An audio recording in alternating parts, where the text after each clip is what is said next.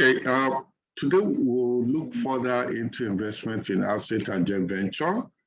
And in our discussion today, we'll be discussing on what constitutes an associate. And thereafter, we'll discuss on joint arrangements, various forms of arrangement that exist. And from there, we'll discuss on joint venture accounting. And as you all know, that joint venture accounting is synonymous with accounting for investment in associates. And that's why the standard, when it was revised, it was more or less merged together, where we discuss extensively as a single standard, investment in associates and joint venture. And today we'll look at how do we account for asset and joint venture in the individual financial statements of the investor and also in the consolidated financial statements. And we'll look at various scenarios and examples. Alongside that, we also look at joint arrangements and of the accounting in line with the requirements of IFRS 11, whereas IAS 28 deals with the accounting for joint venture and accounting for investment in an associate. Okay, now in that light, I want somebody to more or less take time to read this introduction as we unveil the topic of discussion today. Thank you very much.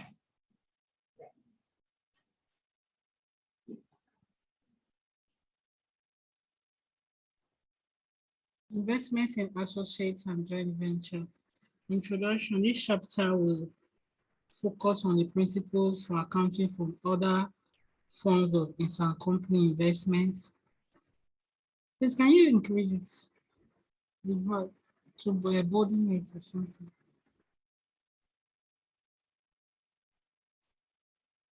Okay, it's better. Other than investments in financial assets. And these principles differ from the acquisition method of accounting for a business combination and the dynamics of consolidation and its techniques. The first phase of this chapter will focus on the aspects that tends to provide guidance to the readers in understanding what constitutes an investment in an associate and also on its initial accounting vis-à-vis its subsequent accounting. In the second phase of this chapter, a similar approach should be adopted to explaining the dynamics of identifying the recognizing investment in joint venture and how such differs from the joint operation investment. A brief discussion of the requirements and proposition of IFRS 11 joint arrangement will be considered so as to follow the reader's understanding the clear-cut differences between the two forms of joint arrangement. Within the contents of this chapter, it will be evident that the account of an associate and that of a joint venture cannot be consolidated, but rather a common accounting methodology called equity method will be adopted in line with the requirement of IAS 28 to account for both investments, that is, investment in associate and joint venture. The method equally accommodates necessary adjustments that may involve elimination of unrealized profits, impairment losses, and dividends received from investment in associates or joint ventures.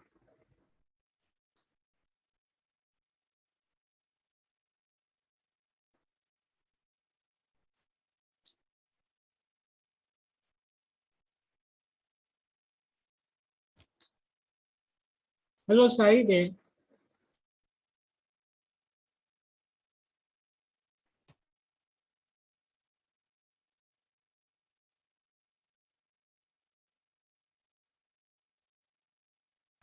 Okay, thank you very much. Now we are going to look at the details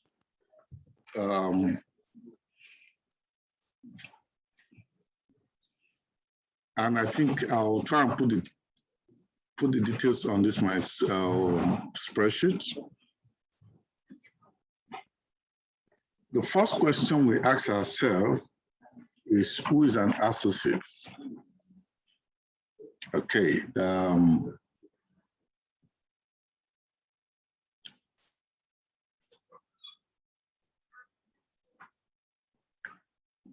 Who is an associate? Now, when we look at it in this context, we can say from the definition, we can say an associate is an entity, or simply put, a business in which another business or entity holds significant interest, or which you can also consider as significant influence as defined in IS 28, which means whenever an entity holds significant influence in another, the other entity will be considered the associate of the investor, which means an associate is an investee entity in which an investor holds significant influence. Okay, that's an associate. Now, there are two ways to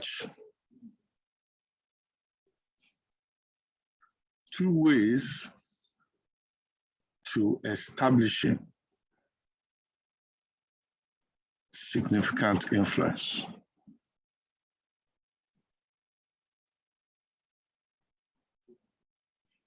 Okay. The first way is by way of threshold. And what does that mean? Where an investor holds between 20% and 50% stake in the ordinary shares of an investee entity.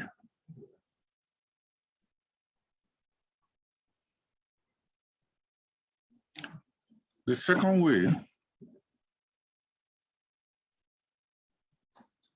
is by way of qualitative characterization, which means looking at significant influence from its definition. Significant influence is the power an investor has over an investee, such that the power is power to participate in an investee's financial and operating policies towards the benefit of the investor. And this power can be demonstrated by some basic attributes. Okay? And those basic attributes is what make us consider in some aspect to say such significant influence exists. One of those powers is this. One, even where you don't have up to 20% stake, but the investor has at least a representation on the board of the investee, which means if I have 10% or even 15% stake, as low as 5%, and that 5% give me one seat on the board of a company. Therefore, that shows that I'm involved in the whole process of formulating financial and operating policies, which are the directions to which a company follows. And or where I'm involved in one way or the other in the participation. So this page 12.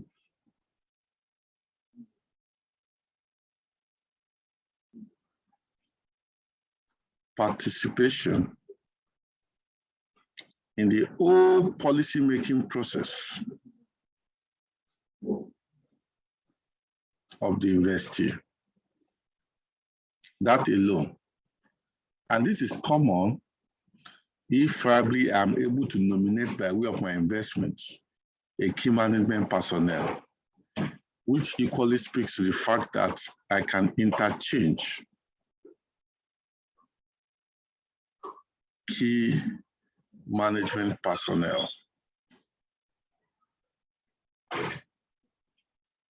with such an investee entity.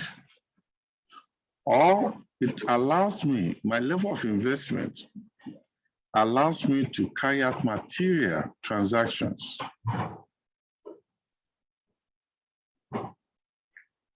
with the investee entity. And finally, a situation where my level of involvement also permits me as a shareholder to provide essential technical information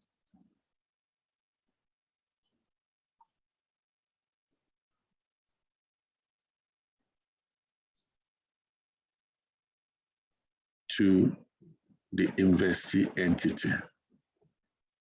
All of this, or one of them, may warrant or qualify me as holding a significant what? Influence in such an investee entity. Now, that is that for now, which means an associate is an entity to which you exert significant influence as an investor, and of which the significant influence is characterized by the fact that you hold between the range of 20% and 50% of the ordinary share capital or the voting rights in the investing company. But again, situation may persist where you hold less than 20% and you still consider to have significant influence on the premise that you have representation on the board, and or you participate in policy making process, and or you conduct, as a result of your stake and involvement, a material transaction between you as an investor and your investee. And also it permits you to exchange, transfer, or move around key management personnel, and also you exchange or you provide or you benefit from essential technical information from one another. All of these are things that we can use other than just the threshold in characterization of your level of involvement in an investee. Okay, that is that. Therefore, there are also situations, as we have discussed earlier, when we're talking about control, that 20 to 50% might equally give you control, which means it is not necessary to say or come to a conclusion to say because it's between 20 and 50, therefore it was some kind of influence. First, you must first of all assess it for control, because sometimes 30%, 40% or the like might give you control, as we have described it earlier in our earlier sessions, which you can refer to in the notes and the videos, where we define what control is, where we also look at control from the perspective of the threshold and from the qualitative characteristics of it. Okay, which means that other than if it is not a control, that range of 20 to 50% will then give a significant influence. But we also said that there are situations whereby below 20%, you might see significant influence. And those are the things that we considered earlier in terms of attributes that can give you significant influence in an investee entity. Any question in this situation before we forge ahead? Any question? No question, sir. No question? Okay. What we have done so far is to ensure we provide guidance to understanding what an associate is, even though we've more or less defined it in line with the requirement of the standard before now, but again, we are revisiting it in full, all because we need to look at the accounting perspective to this. Okay, thank you. Now, the other aspect we are going to look at is joint venture. But I won't be able to look at joint venture without, first of all, looking at the requirement of IFRS 11. Okay, now what is the requirement of IFRS 11? Okay, IFRS 11 borders on joint arrangements. And what is a joint arrangement in line with IFRS 11? Okay, we always see a joint arrangement as follows. Let me change this pen. Something like this, okay?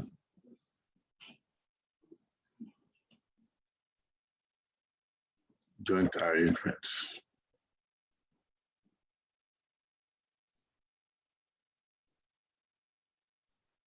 Now, when I talk about joint arrangements, I consider it as an arrangement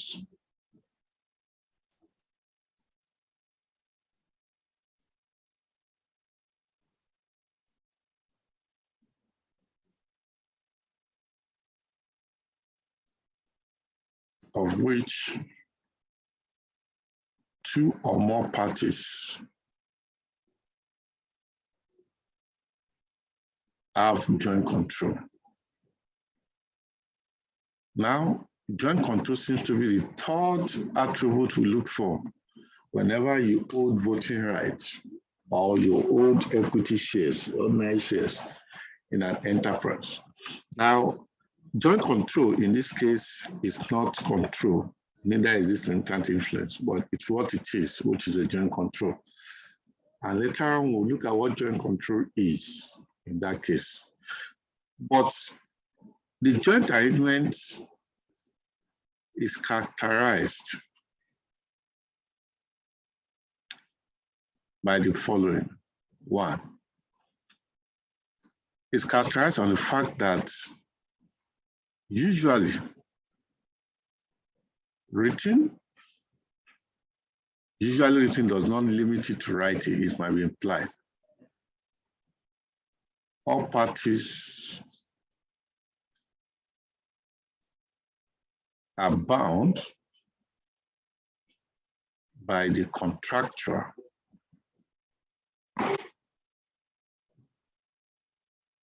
arrangements. What this signifies is that there is a mutual consent in all of what they will be doing, which means that decisions is not usually by voting, but rather by unanimous, which means everybody must consider that they are in agreement, which means even when my own stake in the company or in the venture or in the arrangement is 40% and yours is 60%, okay? You won't say because you have 60% you override me as a majority, no. Rather, both parties must mutually consent to what decision is taken, which is unanimous decision taken is a process, or because of the nature of what it is. And I will explain further by the principle of 50-50 interest in a joint arrangement. Okay, two is that the contractual agreement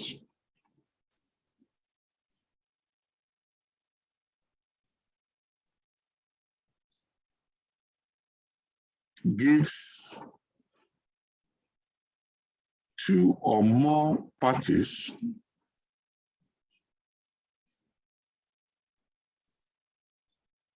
a joint control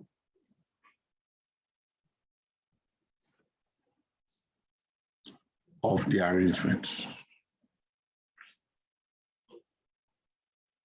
And when you have this situation, usually in practice, you say there is a joint arrangement. And the objective for a joint arrangement is not far-fetched from the fact that there is a common interest an objective to which both parties or more parties are akin to. And therefore, this form of arrangement is formulated. And a joint arrangement can take either of these forms.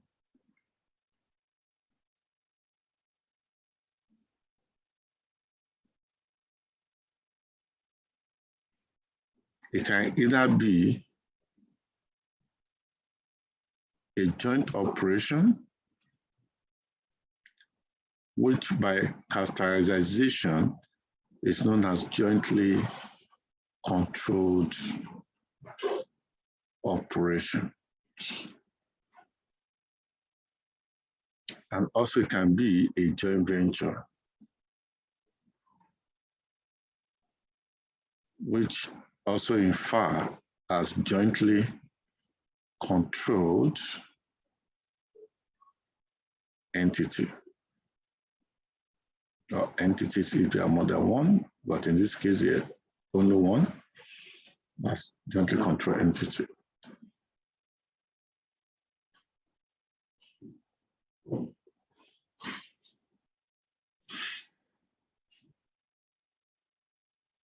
Okay. Now, how do you signify or how do you distinguish between the two? Now, a joint operation is usually a joint arrangement where the parties that have joint control or arrangement have the right to the assets and obligations for the liability relating to the arrangement.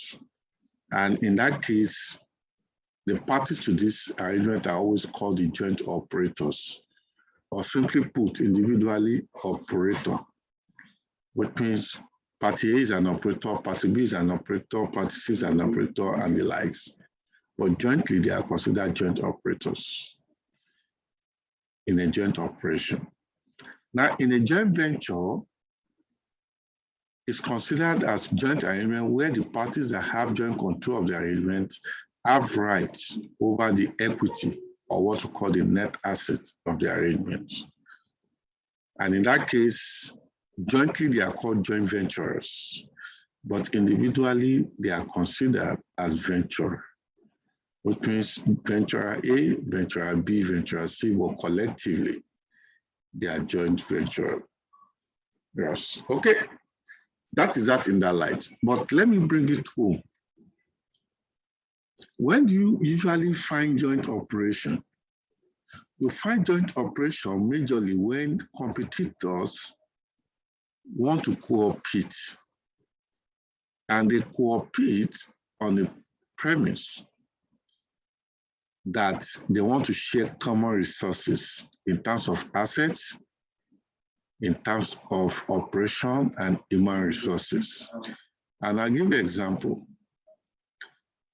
Two or more oil and gas exploration companies can come together to jointly own a pipeline for the sole purpose of transporting crude oil from the point of production to the point of lifting, that is, into ship, where it is now going to go for international trade, where crude are sold. Therefore, in that light, what happens? The pipeline can be jointly built and used for the operation. That is the only common thing that brings them together. Or in a situation where they have to more or less contract, they are contracted by government, where two or more companies come together as contracted by government to exploit for oil, and two of them put resources together, assets, human, and the like, and they use that to exploit for oil on behalf of the government, being a natural resource owned by the government. And at the end of the day, what happens? They engage in such an operation such that what is common between them as objective is to ensure that they are able to eat onto oil and make it available to government for the purpose of sale, and they are able to recover their own money. It can also happen between network providers, for example, MTN, Airtel, Globacom, Nine Mobile, and the likes. Whereby rather than having the base station separately, which provides network around various coverage areas, therefore, rather than having their base seated side by side, they can maintain a single base in which they host their device to which network is provided, either it's called router, area, network, or whatever is being called. What matters most is that they are using the same base station, which means they are using the same plot of land, the same machineries like generator, the same things like the, what's it called?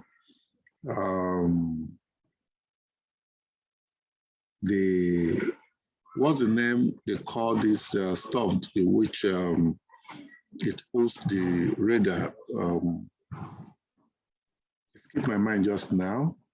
Like the mask, okay, the mask, and also other devices there, including human resources in terms of monitoring, operation, maintenance, and some other things, just to provide network for their various customers, okay? Which means all of this can bring about joint operation. And what is common there is that in a joint operation, it's usually done by way of pulling resources together with respect to asset operation and human resources, rather than setting up an entity or a company, a vehicle that will carry on such an operation on behalf of the parties.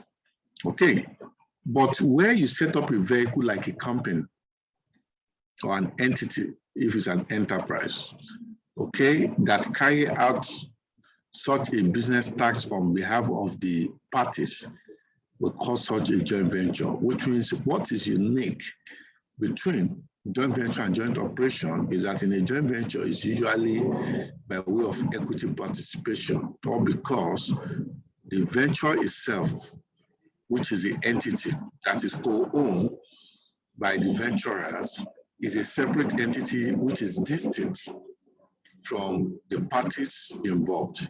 Unlike joint operation, it's not necessarily distinct from the parties involved.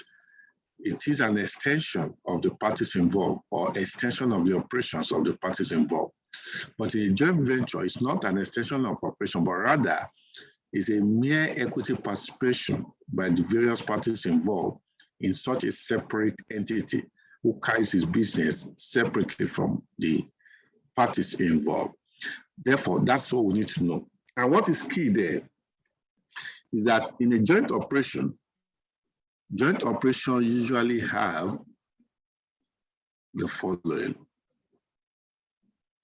In a joint operation, you have assets that is jointly controlled and owned. You have liabilities if the asset is partly financed by liabilities, and you have expenses mainly in order to put the operations into work to the benefit of the operators, and sometimes passively or actively in some other situation, which I'll call, if any, they might have income. Which means of the 5 elements of financial statements, the maximum you can get is 4 elements.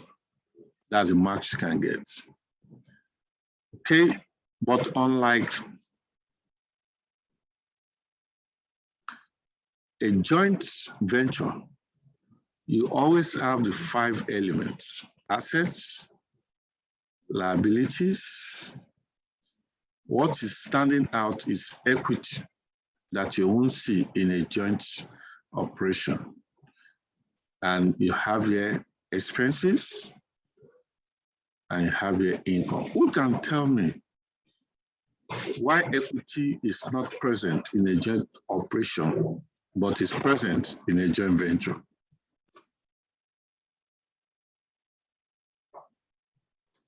Who can tell me?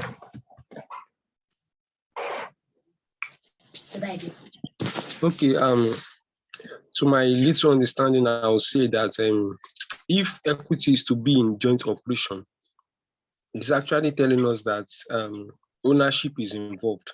So that means because the equity there basically represents ownership, and not just and unlike the way you explained joint venture that has to do with pulling resources together, assets and liabilities together for the purpose of achieving or arriving at an objective, so to say. But in the case of a joint venture, it's just like businesses entirely. Like, okay, there's ownership in both, only that there's difference in the ownership. Ownership in a joint operation is ownership characterized by ownership in the asset, in the liabilities, in the expense, in the income. But in a joint venture, ownership is in the equity by way of participation. And what's the difference is that if you don't have an entity created, you can't have equity. Let me give you an example. Let me say we have two schools. Those two schools are situated in island. That is an island. Once you have an island, in this case, I'm looking at is a piece of land surrounded by water, which means the only medium of transportation of people from the city. Let's say the school is in Bonny Island, for example. The only way of transporting students or pupils of those schools is through water or air. But again, let's put air aside. It's through water. Therefore, instead of each school to have its own ferry, which might be expensive, and also maintenance costs, management costs, and some other things, these two schools, they are separate schools, so they are competitors. And let me not forget, we'll come back to the concept of co-opete. Let me write it down here. Co-opete. We'll come back to co-opete, which is co-opetition, or you can spell it as competition. I will check it from the online soonest. Now, for them to cooperate, which means for them to cooperate even as a competitor, is that they can agree to say, okay, can we both buy a single ferry in which two of us will co-own? I will be using to convey our students or pupils from the main Port Harcourt city to Bonny Island and back to Port Harcourt city on a daily basis. We'll be fueling it together, we'll maintain it together. If they are passive income from it, probably other people that are not students are joining and they pay something, we'll share the income together and some other things like that. Therefore, if you have that and you both contribute, what you have simply done is that two of you who own that asset and you are operating it. And in that manner, the only thing you can have is assets. And probably you don't have enough money to buy, you also borrow. Individually, you borrow, or collectively, you borrow against that asset. You also share the liability. Expenses in running those ferry, you also share it. Passive income that comes from that ferry, you also share it. Which means what you have as interest in ownership is on the asset, on the liability, on the income, and on the expense. Unlike here, where two of you, rather than do a joint operation, you can do a joint venture and say, okay, we can make this a line of business or an operation that's totally separated from our individual operation. Therefore, let us set a transportation company. Let us set it up. We both contribute to it. And the transportation company will go and buy ferry on its own. And if it's not enough, you go and borrow in its capacity as a company. And what then does it do is to serve our school, which means every of our students will be picked by those ferry, in addition to the residents who are willing to pay. Okay. At the end of the day, the company will have its own assets. It's the company that owns the asset, liability, expense, and income. But rather, we have equity stake in the company, not direct stake in the asset, liability, expense, and income. Therefore, the company will incur its own expense, unlike the other one that we are jointly incurring the expense. This one, the company incurs its own expense, earn its own income, have its own assets or its own liabilities. And we only by way of equity shows our interest and ownership of it, so that our interest now will be in the profit or loss that entity has made, rather than in a direct interest in expense and income like the other one. Which that means in that case, it's a separate vehicle or entity from us. Not that we co-own the asset and liability. No, we co-own the company as a shell, as a vehicle that owns those assets and liabilities. A typical example of this is the Nigerian liquefied natural gas, NLNG, okay, which is owned by about 4 parties, which we are going to look into. Okay, now this comes with a vehicle, which is the entity. This does not come with a vehicle, which is just the operation and the assets. Okay, and we're going to look at it further with pictorial examples. Any other question before we go?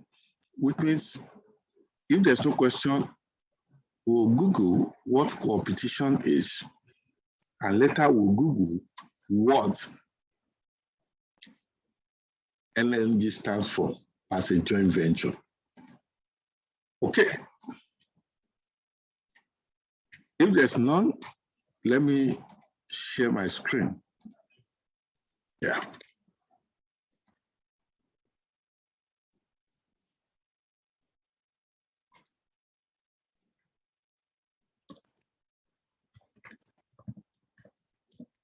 Competition.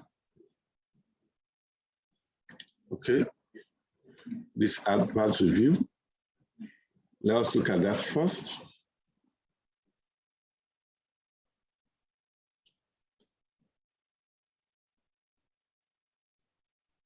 Okay, let's just look at the summary here. Let me enlarge this.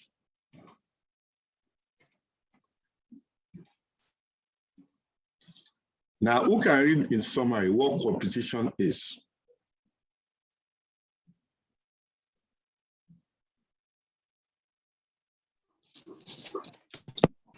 Summary. Competition implies cooperating with a competitor to achieve a common goal or get ahead. Continue. Okay, has been gaining traction for 3 decades, yet many companies are uncomfortable with the concept and bypass the promising opportunities it presents. In this article, 2.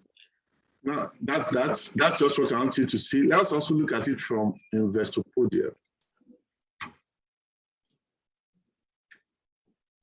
Okay, can you read it out? What is competition? Competition is the act of cooperation between cooperation between competing companies, businesses that engage in both competition and cooperation are said to be in competition. Certain businesses gain an advantage by using a judicious mixture of cooperation with suppliers, customers, and firms producing complementary or related products. Competition is a type of strategic alliance that is particularly common between software and hardware firms. What's your takeaway? Okay, competition is the act of cooperating between competing companies by forming a strategic alliance designed to help both companies. The second is competition includes a mixture of cooperating with suppliers, customers, and firms producing complementary or related products. Third, competition is common in the technology industry, particularly between software and hardware firms. Okay. Now let's look at NLNG.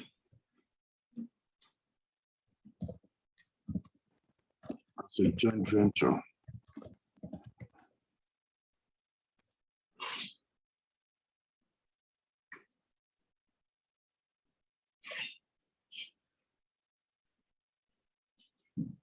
Sorry, NLNG.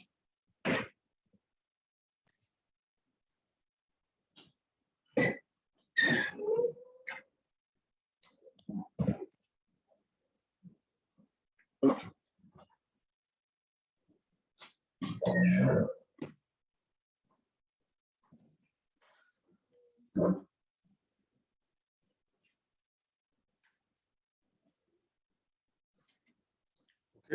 can you read this?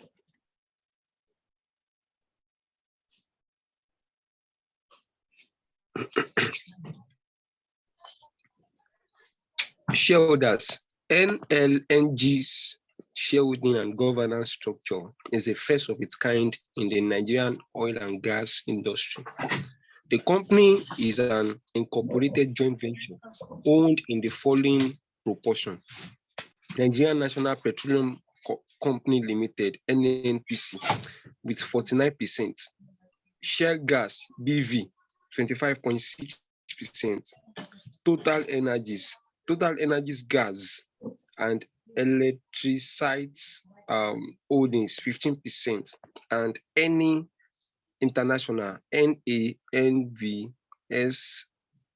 10.4%. The company structure guarantees an independent board of directors at the pinnacle of its governance structure, which enables effective business decision-making for the company. This structure has supported the achievement of the company's vision of being a global company, helping to build a better Nigeria, as well as other critical success factors such as funding, transparency, accountability, sustainability, reliability, and growth in the company, making NLNG arguably the most efficiently run Nigerian business in the industry. Okay, thank you very much. Thank you. Okay, that speaks to volume of it being a separate vehicle and what makes it a joint venture rather than a joint operation. Okay, and that is that. Okay, any other question before we forge ahead? Now, how do we account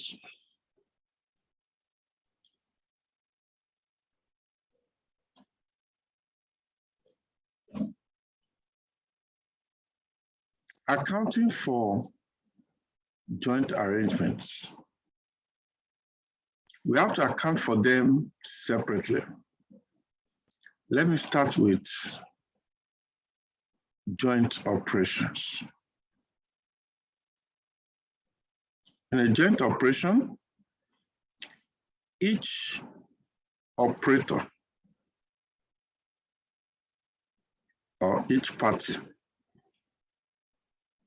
will account for its share of the four below, if any, in their individual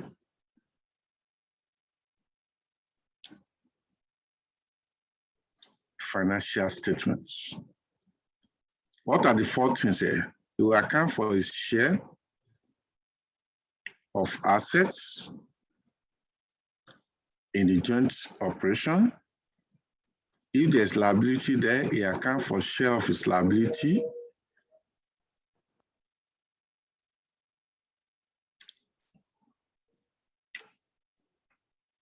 I'll put if any, because there might not be liability if it's fully financed by both of them.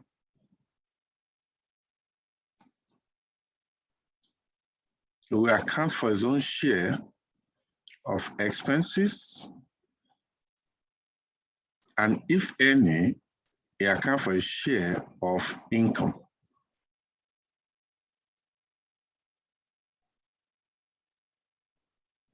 These are the four elements of the financial statement out of the five.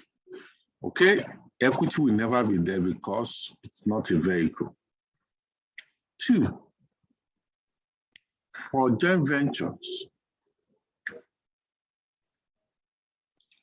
at this point, we will defer to what we'll be discussing on, which is IAS 28, where both an associate and a joint venture are accounted for in similar manner. And we're going to look at that in the next few minutes. Any questions so far? If there's no question. Okay. I have a question, sir. Just need a clarification. I think we what's it called? Under joint arrangement, I think we used to have joint control separately, joint operation. I think IS 28 now focuses on the joint venture. I'm trying to relate all of those things together, but I'm not really sure. No. You are far away from what the position was then. Before 2011, okay, we have 3 types of joint arrangements. Jointly controlled operation, jointly controlled assets, and jointly controlled entities. But based on the revision, when IAS 31 was withdrawn, that was under IAS 31. When IAS 31 was withdrawn and replaced with IFRS 11, we now only have 2 types, all because invariably there's no explicit distinguishing features that separate a joint operation from a joint controlled asset, or because your operation is still run by the asset you jointly have, and that's why the 2 were collapsed as jointly controlled operation. I get what I'm saying now, which means yes, 10 years ago, we only have joint operation and joint venture. And it was even that period when IAS 31 was withdrawn, was when IFRS 11 more or less consider accounting for a joint venture to be in tandem with the same accounting for associates, which you speak to with respect to equity methodology. Okay, but before okay, sir. Okay. Yeah. Before then, we were accounting for joint venture at a proportionate consolidation level. Okay, and at proportionate consolidation level is what we call partial consolidation of those days. And partial consolidation means that instead of consolidating like control, where you have full control 100%, you now consolidate partly. You take percentage of what you jointly control and consolidate it, and which is no longer in use and it's no longer fashionable. But it was not fashionable up to 2011. Do you get what I'm saying now? I get. Thank you, sir. Thank you.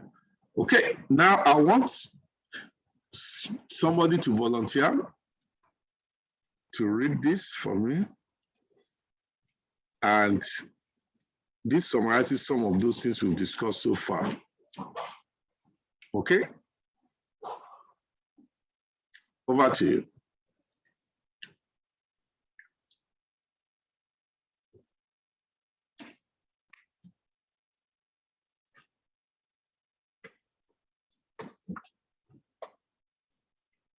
Who will volunteer?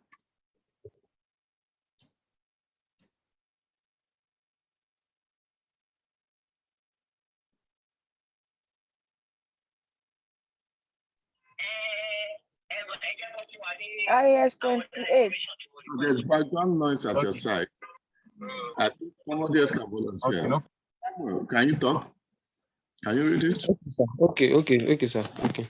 IS 28 defines an associate as an entity, including an unincorporated entity, such as partnership, over which an investor has significant influence, and that is neither a subsidiary nor an interest in joint venture. The key concept in the definition is significant influence. IS 28 considers significant influence as the power to participate in the financial and operating policy decision of the investee, but is not control over those policy. The existence of significant influence by an investor is usually evidenced by one or more of the following ways. 1. Representation on the board of directors. 2. Participation in policy-making processes. 3. Material transactions between the investor and the entity. 4. Interchange of managerial personnel. 5. Provision of essential technical information. Invariably, if an investor owns directly or indirectly more than 20% of the voting right of an entity, but less than or equal to 50%, IS 28 states that there is a presumption the investor may have significant influence over the entity unless it can be clearly demonstrated that this does not constitute significant influence. Method of accounting for associates in consolidated financial statements. IS 28 requires all investments in associates to be accounted for using the equity method unless the investments are classified as held for sale in accordance with IFRS 5, non-current asset held for sale and discontinued operations, in which case the provision or requirement of IFRS 5 applies. Equity method. A method of accounting. Equity method is a method of accounting whereby the investment is initially recorded at cost and adjusted thereafter for the post-acquisition changes in the investor's share of the net assets of the investee. The profit or loss of the investor will include the investor's share of the profit or loss of the investee. An investor is exempted from applying the equity method if A, it is a parent exempted from preparing consolidated financial statements under IFRS 10, or B, all of the following applies. 1, if the investor is a wholly owned subsidiary or it is a partially owned subsidiary of another entity and its owners, including those not otherwise entitled to vote, have been informed about and do not object to the investor not applying the equity method. 2, its securities are not publicly traded. 3, it is not in the process of issuing securities in public security markets. And 4, the ultimate or intermediate parent publishes consolidated financial statements that comply with IFRS. The revised version of IAS 28 no longer allows an investment in an associate to be excluded from equity accounting when an investee operates under severe long-term restriction that significantly impair its ability to transfer funds to the investor. Significant influence must be lost before the equity method ceases to be applicable. Okay, that is, the use of equity method should be discontinued from the date that the investor ceases to have significant influence.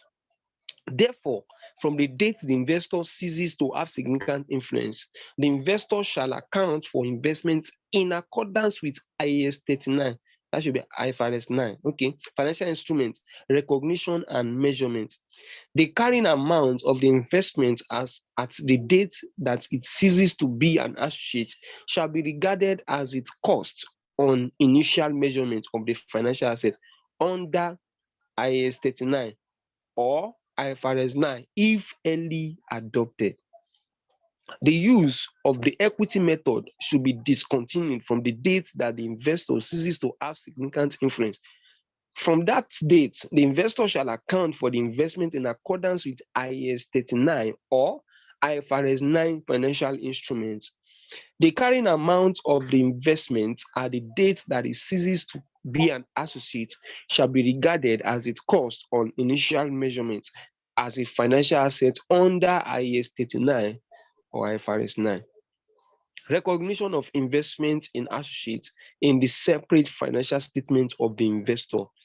If an investor issues consolidated financial statements because it has subsidiaries, an investment in associates in its separate financial statement should be accounted for at cost or accounted for at fair value in accordance with IAS 39 or IFRS 9 if early adopted, or using the equity method under IAS 28. If an investor does not issue consolidated financial statements, that is, if it has no subsidiaries, but as an investment in an associate, this should be included in the financial statement of the investor, either at fair value in accordance with IAS 39 or IFRS 9 if early adopted, or adopt the equity method. Application of equity method in consolidated statement of financial position. The equity method should be accounted in the consolidated statement of financial position as thus: investment in associates at cost plus group share of post-acquisition profits or losses less dividend received on investment from associates to date less any impairment losses accumulated to date. Should I continue, sir? Yes. All right. Application of equity method in consolidated statement of profit or loss and other comprehensive income.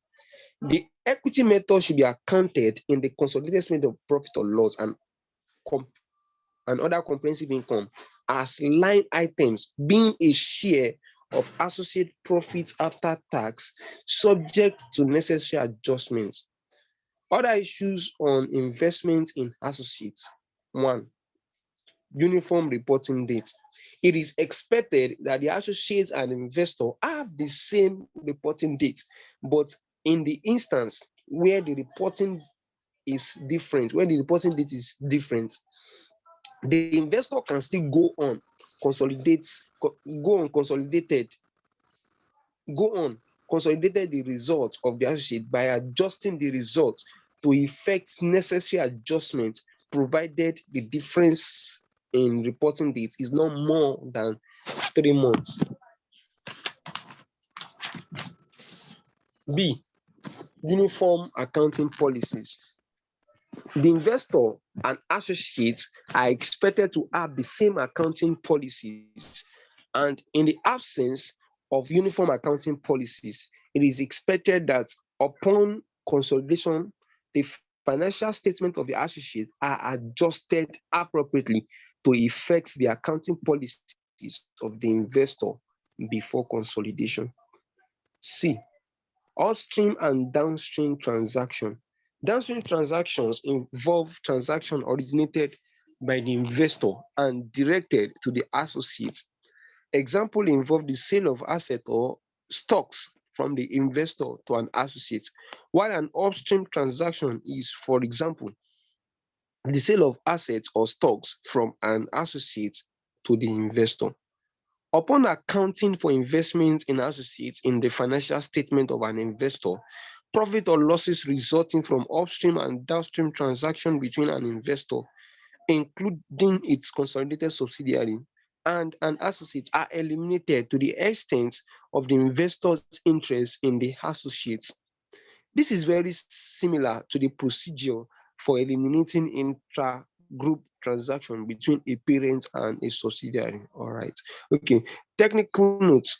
It is only the group share that will be eliminated. Okay. Accounting entries. 1.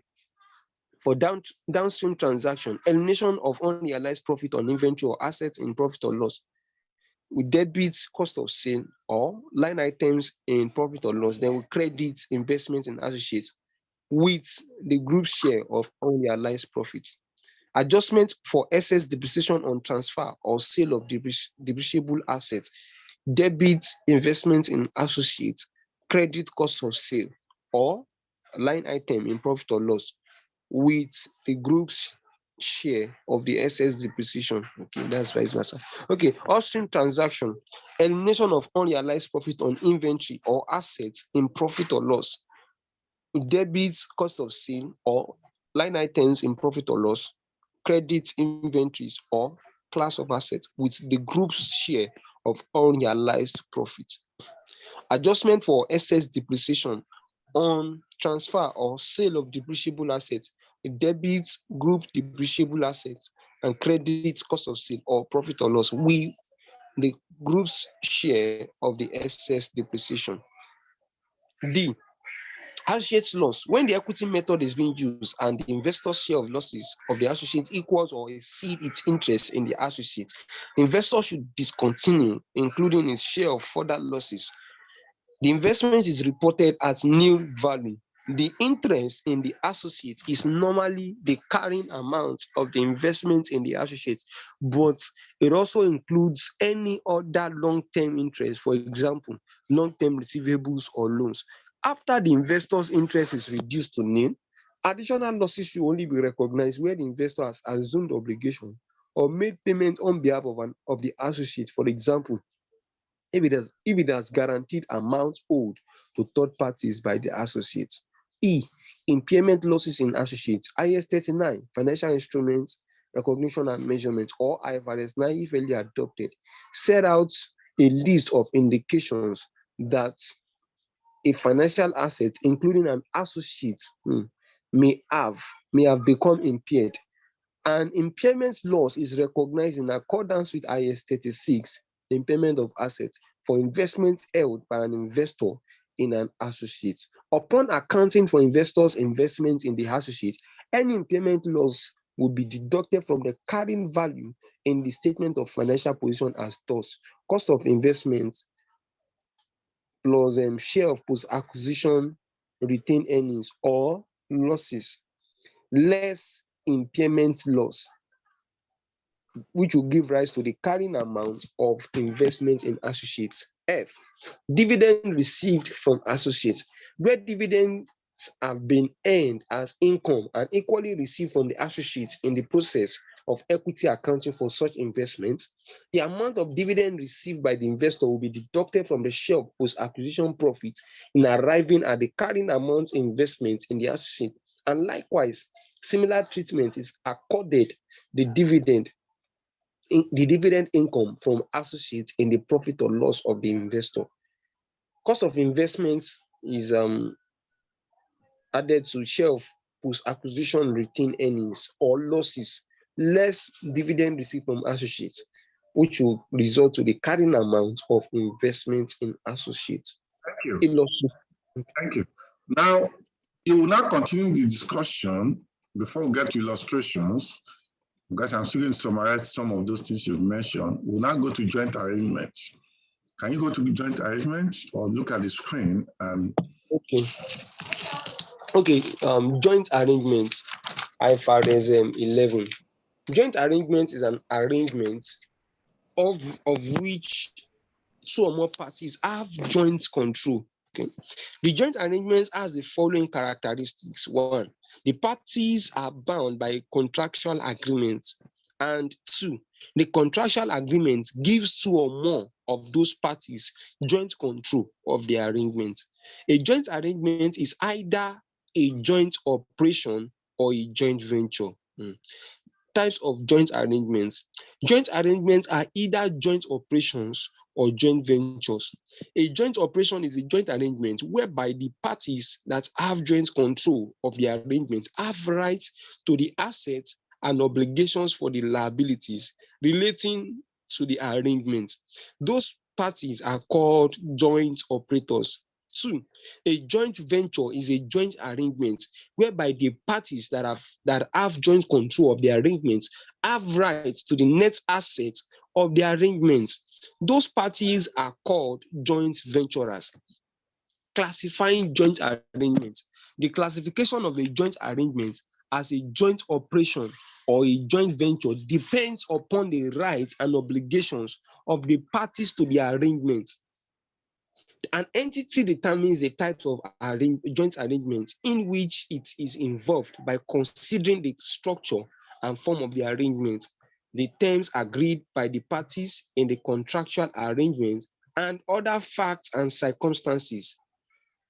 Regardless of the purpose, structure, or form of the arrangement, the classification of joint arrangement depends upon the parties' rights and obligations arising from the arrangement.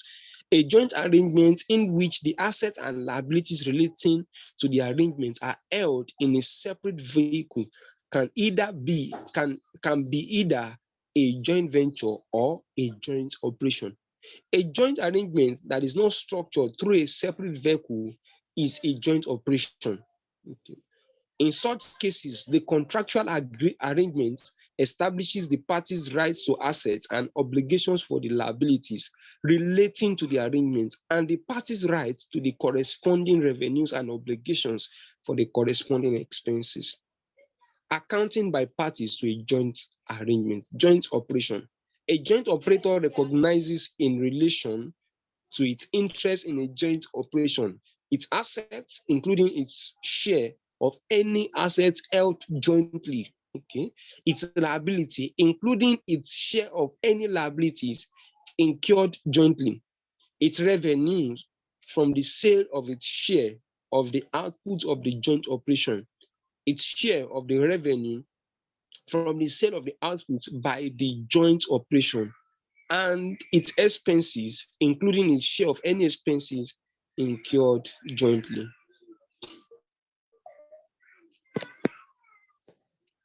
A joint operator accounts for the assets, liabilities, revenues, and expenses relating to its involvement in a joint operation in accordance with the relevant IFRS. The acquirer of an interest in a joint operation in which the activity constitutes a business, as defined in IFRS 3 business combinations, is required to apply all of the principles on business combination accounting in IFRS 3 and other IFRS, with the exception of those principles that conflict with the guidance in IFRS 11. These requirements apply both to the initial acquisition of an interest in a joint operation and the acquisition of additional interest in a joint operation. In the latter case, previously held interests are not remeasured. Okay. Technical notes. The requirements above were introduced by accounting for acquisitions of interest in joint operations, which applies to annual periods beginning on or after 1st January 2016 on a prospective basis to acquisition of interest in joint operation occurring from the beginning of the first period in which the amendments are applied. A party that participates in but does not have joint control of a joint operation shall also account for its interest in the arrangement in accordance with the above if that party has rights to assets and obligations for the liabilities relating to the joint operation. Joint ventures. A joint venturer recognizes its interest in a joint venture as an investment and shall account for that investment using equity method in accordance with IAS 28, investment in associates and joint venture, unless the entity is exempted from applying the equity method as specified in the standard. A party that participates in but does not have joint control of a joint venture accounts for its interest in the arrangement in accordance with IFRS 9, financial instruments, or IAS 39, financial instruments, if it has not early adopted IFRS 9, unless it has significant influence over the joint venture, in which case it accounts for it in accordance with IAS 28 as amended in 2011. Separate financial statements. The accounting for joint arrangements in an entity's separate financial statements depends on the involvement of the entity in that joint arrangement and the type of the joint arrangement. One, if the entity is a joint operator or joint venturer, it shall account for its interest in a joint operation in accordance with IFRS 11 joint arrangement. B, a joint venture in accordance with IAS 27 separate financial statements. 2, if the entity is a party that participates but it does not have joint control of a joint arrangement, shall account for its interest in a joint operation in accordance with IFRS 11 joint arrangement, B, a joint venture in accordance with IFRS 9 or IAS 39, unless the entity has significant influence over the joint venture, in which case it shall apply IAS 27 as amended in 2011. Thank you very much. Thank you very much. Now, this has more or less recapitulated everything I've discussed and beyond. Okay, and in that light, we'll go back to our discussion that we have established some things. And what have we established is that we have the financial statements of the investor. If an investor, for example, does not have subsidiary, which means it does not prepare group accounts, that investor in his financial statement will only probably have opportunity, in this case, let me enlarge it, to account for a stake in a joint venture or a stake in an associate using equity method, which is what we have before me here. Okay, using this equity method here, which falls under C, or because the only financial statement he has is his own financial statement. Since he doesn't have a subsidiary, he won't be able to present consolidated accounts. Which means in this case, I'll come here and say, where the investor has no subsidiary and neither prepare group what? Prepares group what? Accounts. Okay. But these two are applicable where the investor does have at least a subsidiary and equally prepares group what? Accounts. In that case, you have to set a financial statement, the separate financial statement and the consolidated. In the separate, he has the option of using cost. Cost means the transaction price, which was once fair value as at 2, 3, 4, 5 years ago when it acquired the equity stake in that associate or joint venture.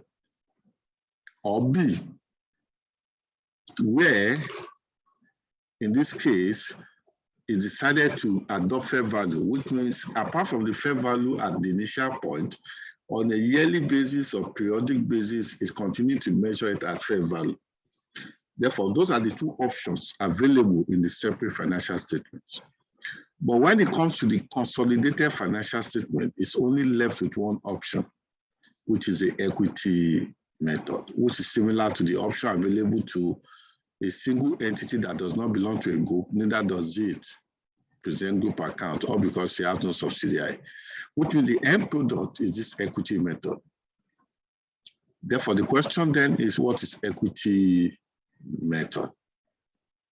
Now, as we have defined it before now, I'll use a hypothetical scenario to depict what equity methods is all about. Now, look at it from this angle.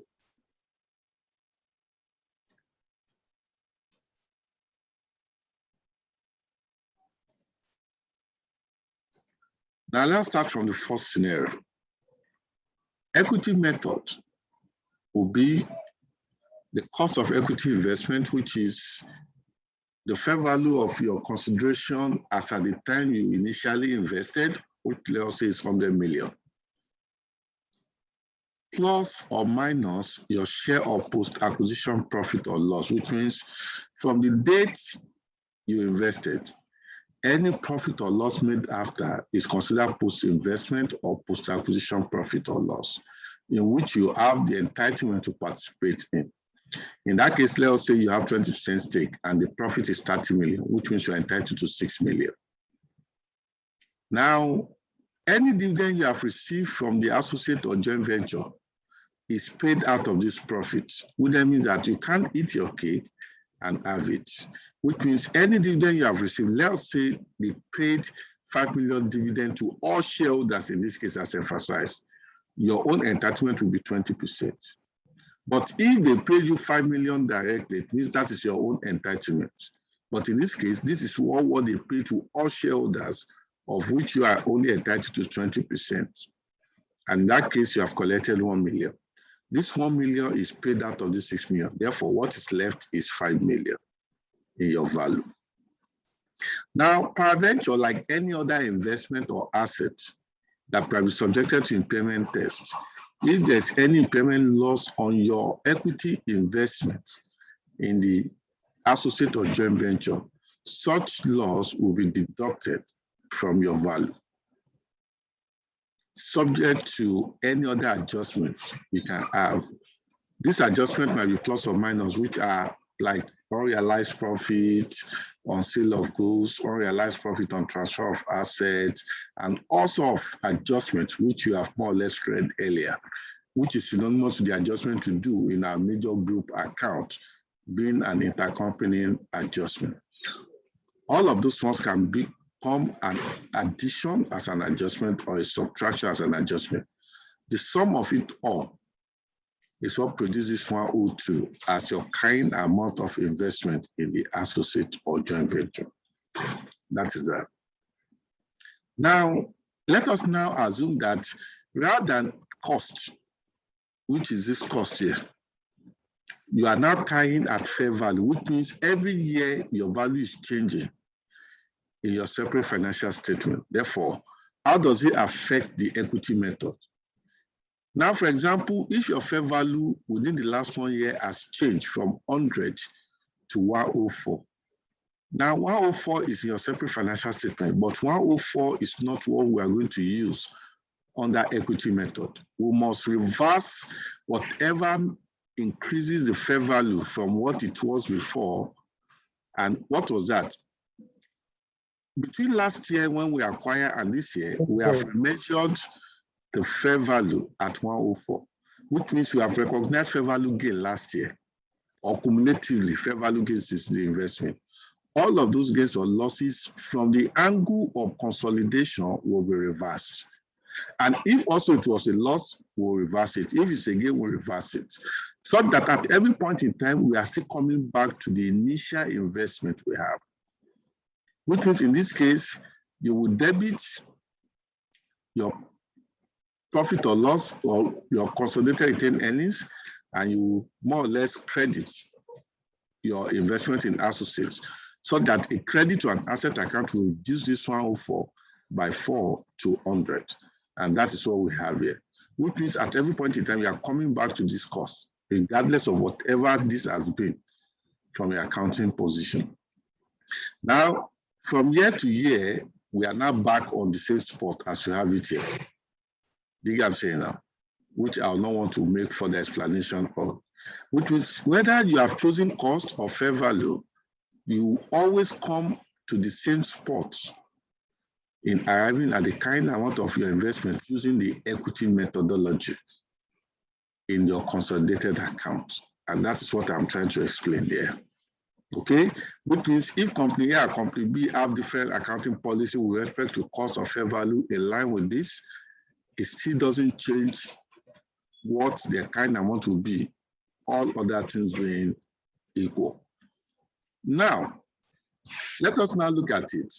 What if in year 2, how do you determine year 2? Okay, in year 1, this is what we have, which was flowing from here. In year 2, you have an option to either start from year 1, which is the balance as at the end of year 1, is the balance brought forward at the beginning of year 2. Which means in year 2 now, you are not going to be looking at cumulative profit, but rather you'll be looking at share of profit or loss for that period. Let's say profit or loss for that period is 6 million. It is now 20% of 6 million, which is 1.2. If they paid dividend of 1 million to all shareholders in that year, you are entitled to 20%, which is 200. If there's impairment loss on the joint venture asset in that year, you deduct it. And in this case, you have a negative adjustment. You deduct it, and you arrive at the balance at the end of the year. This option is also available once you can roll it up from last year to this year. And it can also be an option where cumulatively, rather than use this option, cumulatively, for example, let me extend this.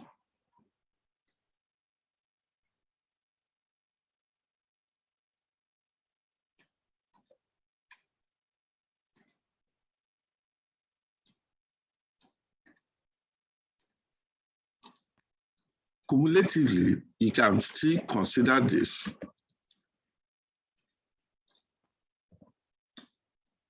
And this one will be year 1 and year 2.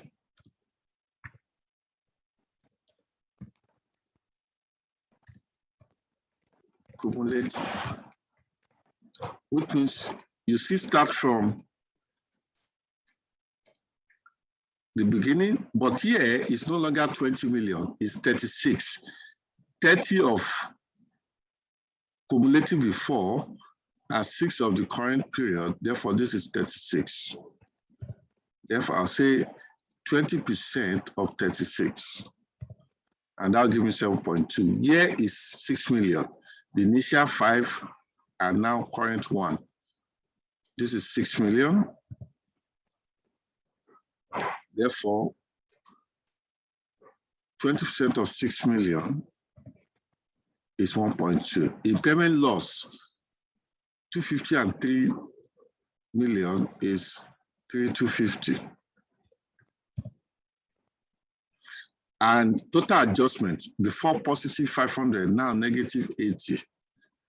It will be before positive 500 and now negative 80. It will be this. You see that you get the same result. And this is always the usual practice you use for exam, because you might not have the opportunity of separating year by year, which means cumulatively you always start from your cost of investment, add or deduct your share of post-acquisition profits since date of acquisition to date, deduct all dividends received from the asset or joint venture to date, deduct your cumulative impairment losses to date, then put it here, cumulative. Okay, this is your cumulative adjustment.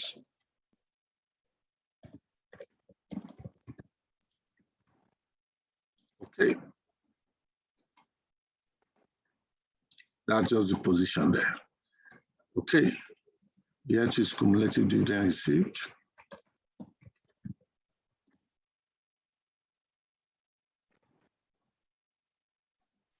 Okay, that is that. Now, any question on that? Now, if there's no question on that, let us now pick on each of those questions we want to use to illustrate our understanding. Any other question? Okay, now can somebody read this for us?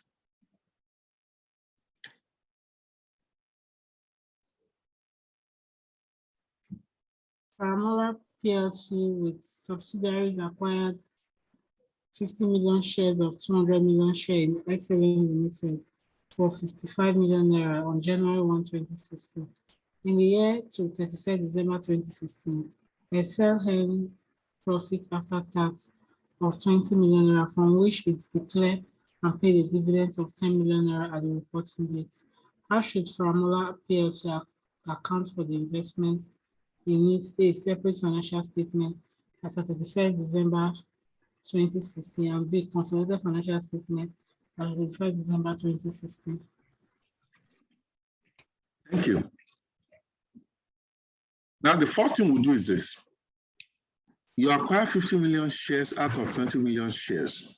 What percentage is that? Is 50 million divided by 200 million shares, and that gives us 25%. Now you ask yourself, 25%, it falls within the range, if you remember, it falls within the range of 20 and what? 50, which then means that invariably we can simply say that 25. We can simply say that 25 gives significant what? Influence here. Okay. Now, if that is the case, we can now come back to answer this question. In the separate financial statements, what option do we have? We have two options. We have option of cost or fair value. Now, since we don't have opportunity of knowing what the fair value is each year, it then means that in this illustration, we only have the option of cost, which was the 55 million. And in that case, I'll come here and say 55 million. Now, as you can see, the 55 million always begin our equity method. Since in our consolidated financial statements, the method we need to use is equity method, which is also signified there. Okay, if that is the case, we then say equity method. What then is our post-acquisition profit since we acquired Excellent? Now, Excellent, which is also Excel, earns profits after tax of what?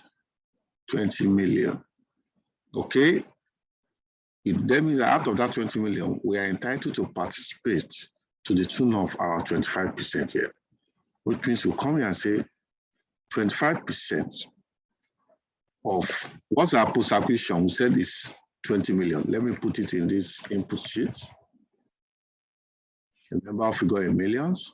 Therefore, I'm entitled to 25% of that 20 million. And that gives me what? 5 million.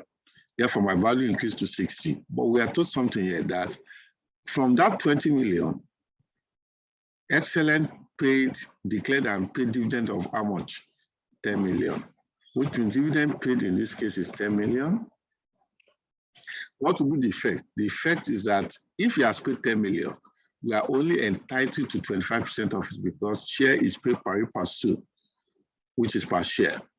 Now I'm entitled to 25% of that 10 million. Otherwise, if they've told me that I received 10 million as an investor, therefore I won't find 25%. But in this case, they only told me from the angle of when Excellent, which is the associate, paid.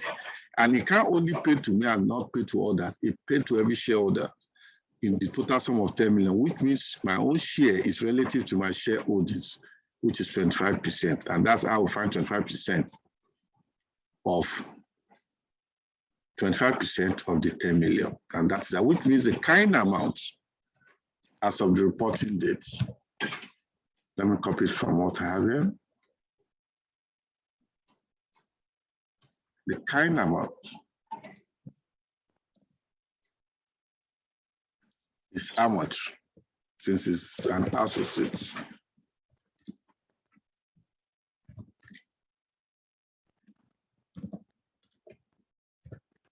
Is 57,500,000. Do we all agree?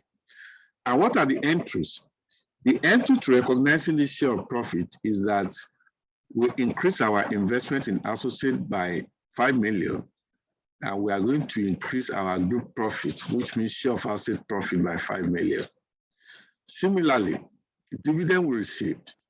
If you remember, every dividend you receive in your separate financial statement, you'll have recorded it as dividend income. And we told you that we always eliminate dividend received from associate and subsidiary, including joint venture. How do we eliminate it? This is what we are doing here. One, you will go back and remove it from the group profit because you are more or less taking share of the entire profit rather than share of a part of that profit represented by dividend.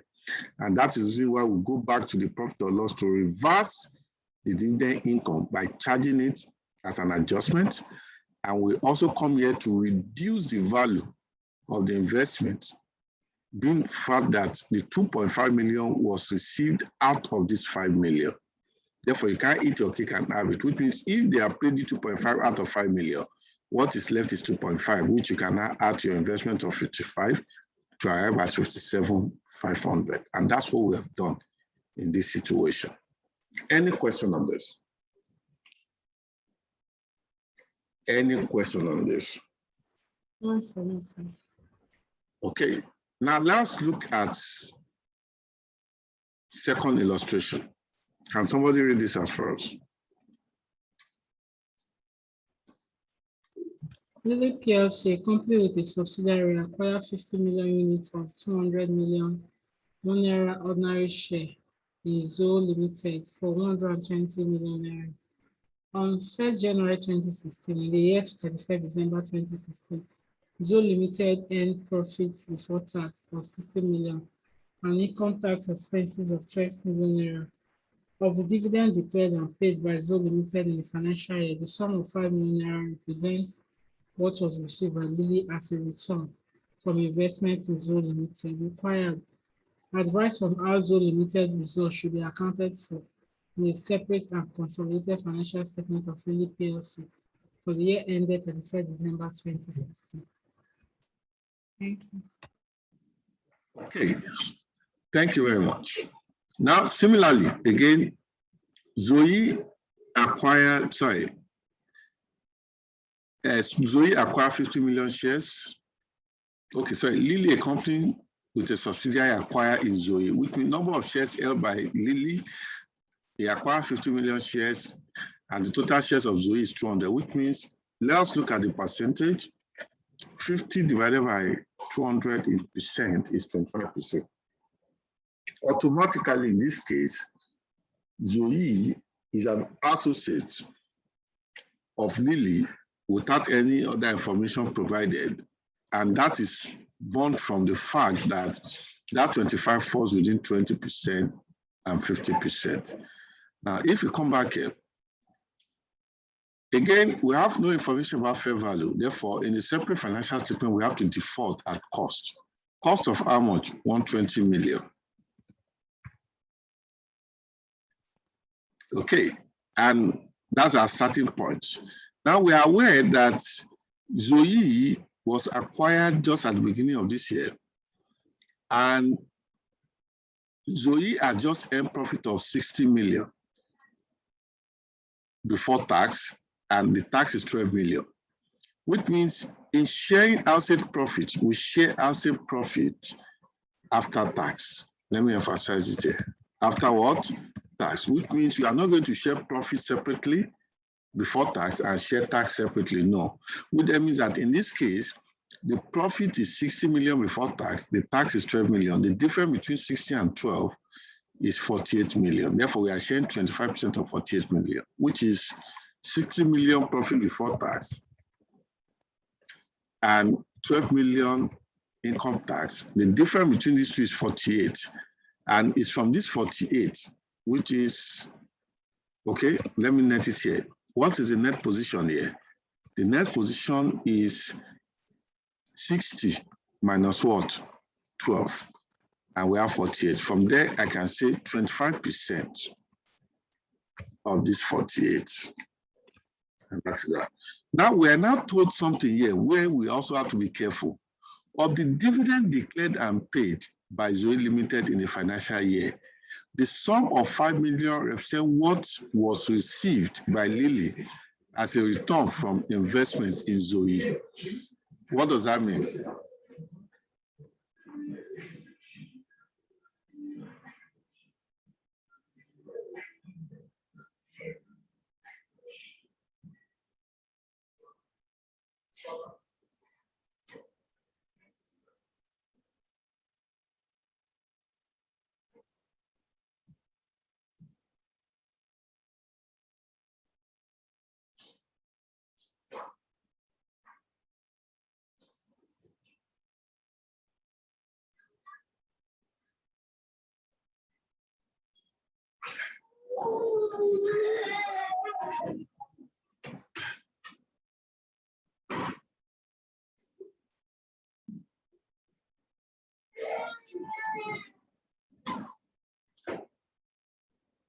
Nobody has answered me. Okay, I never knew you were actually asking everyone. No, I'm saying that Okay. what happened to that dividend received? Are we going to take a share or we take a O, and why?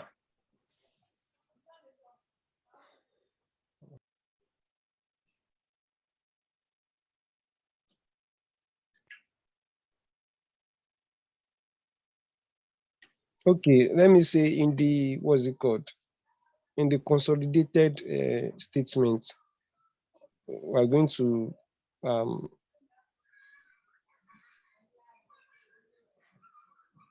coming, sorry.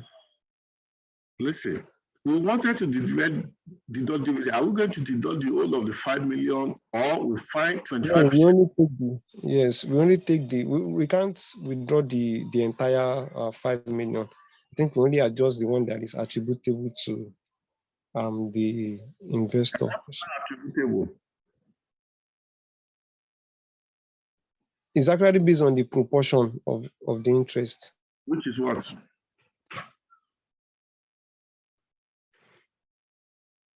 That's 25%. That's 25%. Who has a contrary view from what we have explained so far?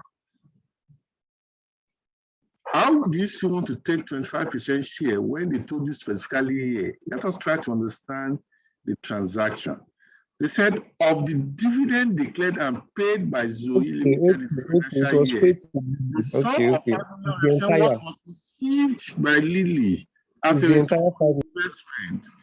Therefore, we need to always understand commercials part of a transaction, and that will aid us appropriately as a finance professionals to know what to do. Do you understand?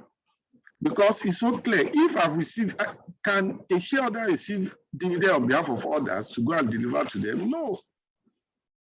And likewise, can an entity declare dividend only to a particular shareholder and not to all? No. Therefore, those are the perspectives to which we consider things to do. Therefore, in this case, the entire 5 million, which we are going to input here, 5 million, is deductible because this is the actual amount received, not necessarily paid by the other party, because when it was paid by the other party, it was paid to all, of which I recognize my own portion. We always look at that narrative, but that is just it. Those are the two things I want you to understand here. One, I tested the principle of after tax, and two, I tested the principle of what if the information you have is of what you have received, not what was paid to everybody. How do you treat it? That is that in that manner. Any other question? There's no question, sir. And that's why we want to ask more questions. Sometimes things look straightforward, but they are not as straightforward as it is, because there might be some underlying principles that we need to take care of. Now, let's look at illustration 3. Can somebody take time to read this for us?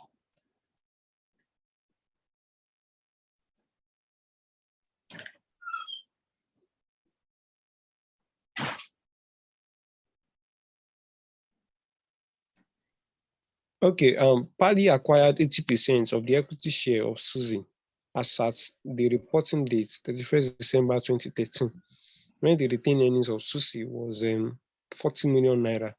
Pali equally acquired 40% stake in Mama and on 1st January 2015 for the sum of 20 million naira, when the retained earnings of the latter, that's a Mama, of the latter stood at 10 million naira. The statement of financial position of the 3 companies as at reporting dates 31st December 2015 is as follows. Statement of financial position as at 31st December 2015. Property, plant and equipment, 300, 130 and 80 for Pali, Suzy and Mama respectively. Investments for Pali is 180 million. Current assets, 170 and 40 millions for Pali, Suzy and Mama respectively. Total 580, 200 and 120 millions for Pali, Suzy and Mama respectively. Share capital and reserve.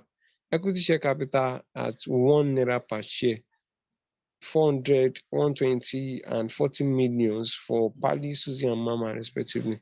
Reserves, that is retaining, is 160 and 30 millions for Pali, Suzy and Mama respectively, amounting to 500, 180 and 70 million respectively for the 3 companies. Current liabilities, 80, 20, and 50 million for Paddy, Susie, and Mama, respectively. Total equity and liability 580, 200, and 120 for Paddy, Susie, and Mama, respectively. Okay, thank you very much. Now, that's what I have created here so that I can easily just link. Okay, nothing more I've done, just to put all these things in Excel. So instead of me typing, I can just link, but no problem. Now, this is our balance sheet. Consolidated is plain. We then need to do the needful we need to do. Okay, one of the needful is to determine whether there's goodwill. Okay, one of those needful is also to carry out this analysis and some other things. But now start like this.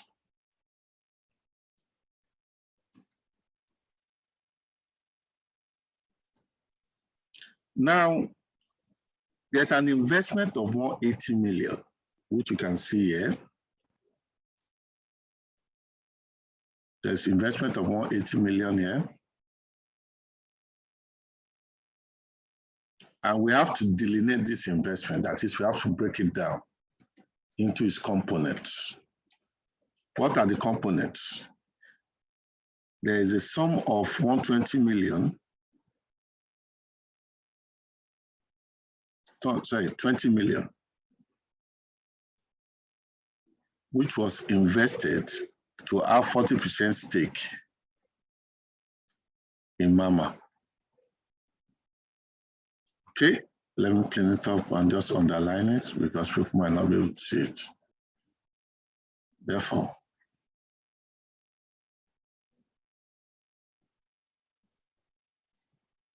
okay, 20 million.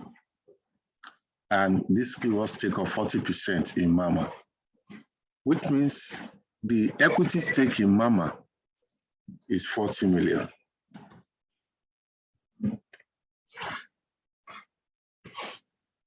Now, what is the equity stake in Susie? They didn't tell us, but they only told us that Pali acquired 80% equity share capital of Susie, but they didn't tell us for how much. And in this information, we can conclude that there are only two investments because we have no other information. Therefore, if out of 180 million, remember, if out of this 180 million, 20 million of it, 20, not 40, 20 million of it was in Mama. It then means the balance, which is 180 minus 20, will be that of Susie, which I call balancing figure. But supposing we have other second information that says we have other financial asset investment of 10 million, it then means that we are going to break this into three. Equity investment in Susie, equity investment in Mama, and equity investment in financial asset or other trade investment, which means if you remove 20 and 10 from 180, it will remain 150. Okay, but in this case, there's only two. Therefore, what is left is 160. That is the first order. The second order is this. What is Mama? Who is Mama to Pali? Who is Mama to Pali? And who is Susie to Pali? With this stake of 40%, we can say Mama is an associate. Let me write it well.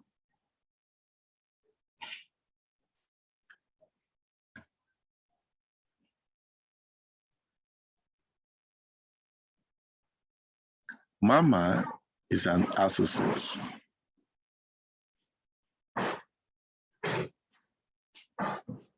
Whereas Susie is a subsidiary.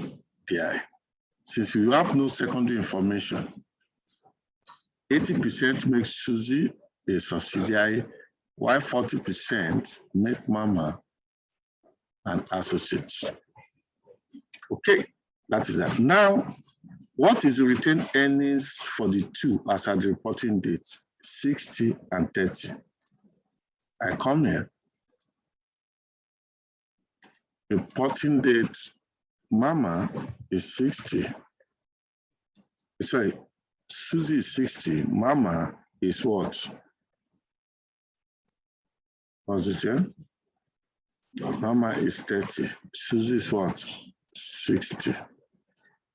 Let me link this. Now, what is, out of this 60, what is my pre-acquisition? As at the time you acquire Susie, the reserve of Susie was 40 million.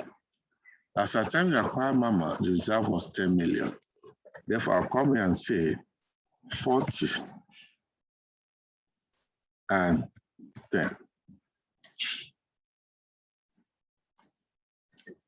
Now, what is our post-acquisition profit? Remember the way we do it? The movement alongside with the direction between the retained earnings today and the consolidation date and as at acquisition. Similarly, we'll do this. And coincidentally, they are both 2020.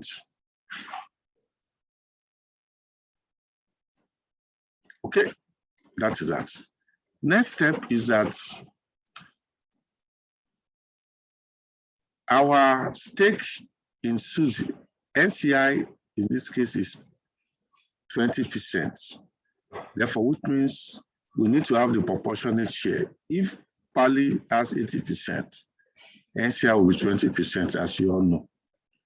Okay, now the question then is, what is the proportionate share of the net asset acquired? We'll get to know that when we get to the goodwill side. Okay, which means we can start with this. What is the investments of Pali in Susie? Remember, we've worked it out. That is not this 180, but rather it is 160. Now, NCI is to be measured at proportionate share, which we are going to determine later. But strictly, what is the share capital of Susie at acquisition? The share capital of Susie has not changed, which is 120. And pre-acquisition reserve, I think we have it somewhere here, which was 40. And invariably, this is 160.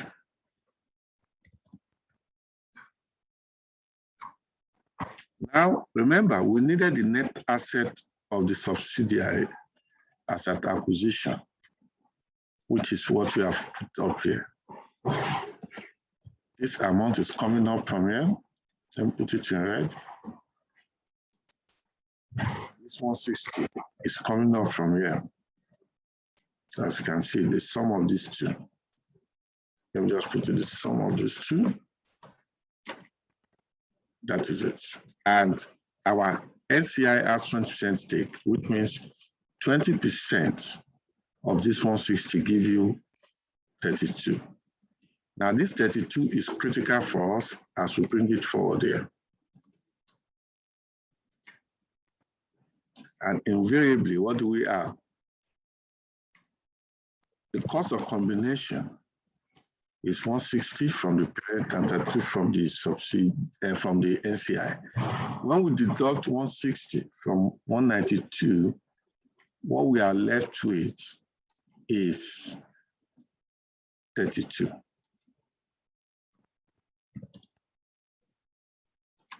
And there's no impairment loss in this question. If there's impairment loss, we'll put it there, but there's no impairment loss, therefore it's a 0. Okay, now that is that.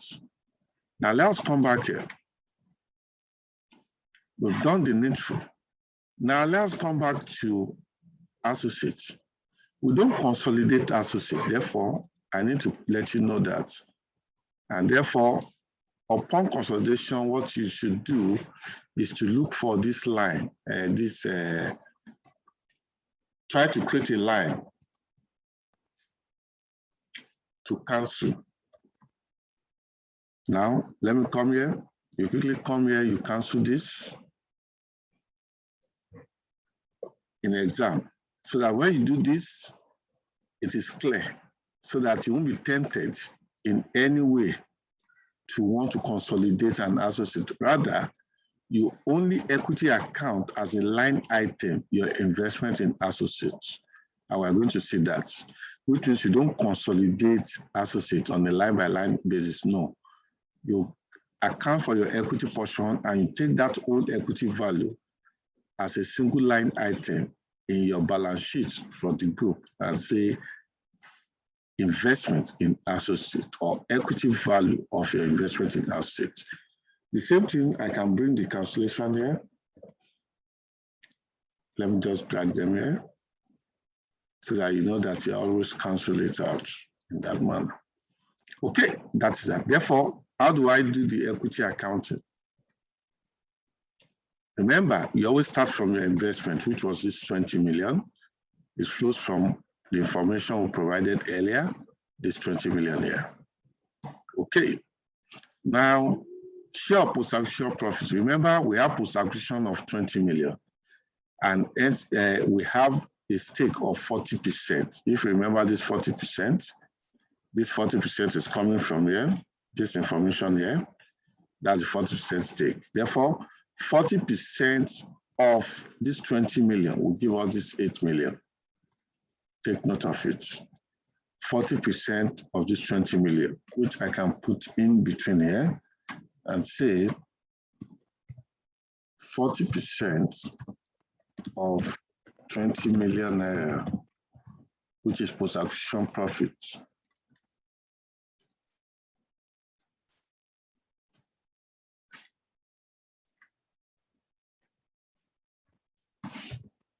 And that is how we arrive at this 8, which will pass an entry to increase asset investment in assets, which is MAMA, and also credit our consolidated retained earnings as share of asset profits, which is this.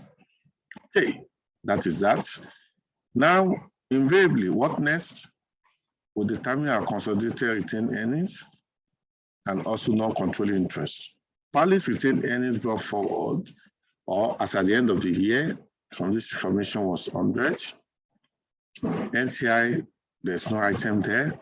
Non-controlling interest as at acquisition, remember, we have measured it at 32. We put it there. Now, don't forget, we have 20 million as post-acquisition retained profit or reserve for the subsidiary, which will be shared between the parent and NCI in ratio 80% to 20. Therefore, I come here and say we share the subsidiary's post-acquisition profit in ratio 80 to 20, which is 80% of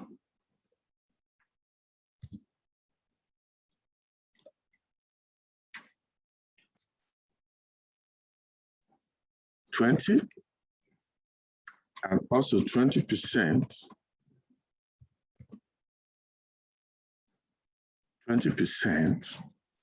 of 20, that give me 4. Okay, and that is that. Don't forget, we said something here that we should recognize 8 million in group profit being the share of post-acquisition profits in the associates. Therefore, we recognize this 8 here. I'll come here and say,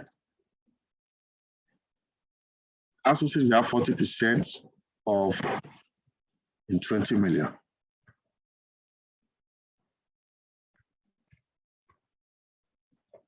%40 in 20 million is how much? It's 8. The 8 here we are told to credit, which is what we have here. And that is it. At the end of the day, we sum this up 124 and this up 36. All these are blank, or because they have no participation. And let me just put it in gray or ash. Okay, that is that. Now let's return to our balance sheets. Property, plant, and equipment, we are only consolidating 300 parent and 130 subsidiary. Remember, this as more or less point an attention that we can't consolidate and associate, which means I'll come here and say 300 plus 130. And what does that give me? 300 plus 130. It give me 430. Now this investment was initially 180. Okay, but we have canceled out 160 out of it, which make it remain 20. But this 20 has now grown by how much? 8, because of the share of post-acquisition profits based on the equity method. Remember, let me emphasize here, equity method. And therefore, that 8, we say we should increase, debit the investment, is what we have here, plus 8. Let me asterisk it. That plus 8, sorry.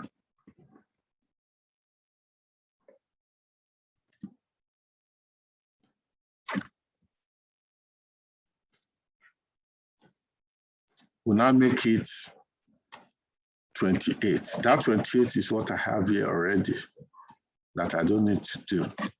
And that is that. So that you can also see alternative way of determining that 28. Okay, or that 28, I might put it here, or because I've eliminated it here. Let me do it in that manner. Which means I eliminate the entire of this investment. I've eliminated the 20, and I bring the 20 down here, which is, or the same 20 I eliminated up there. I bring it down here to add that 8 to it. It's going to give me the same result, so that I can show it separately. Okay, which means here, I've eliminated everything from the first line of 180 here, minus the 60, minus 20, minus 160, minus 20. And that is 0, which means technically, this investment here is canceled out.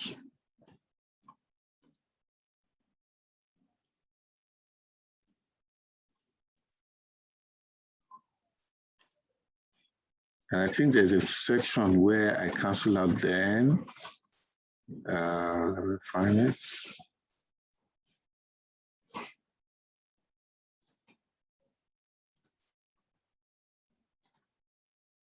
Okay. Let me just copy this.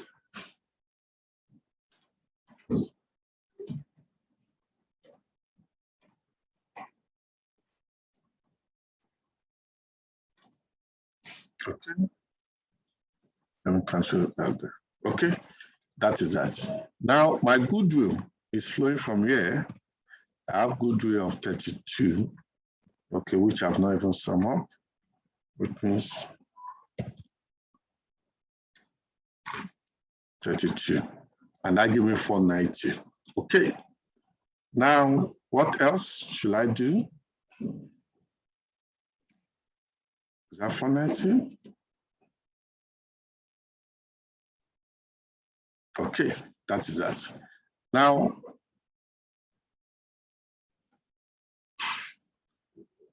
total equity and liability, share capital of Pali alone. What's share capital of Pali? 400. Consolidated retained earnings, we've done that. 124. Equity attributable to non-controlling interest, we've done that. 36. And what else?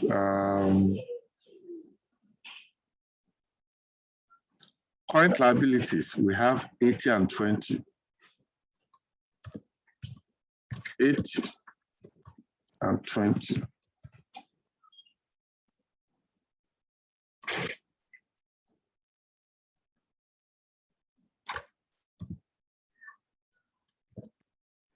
And 20.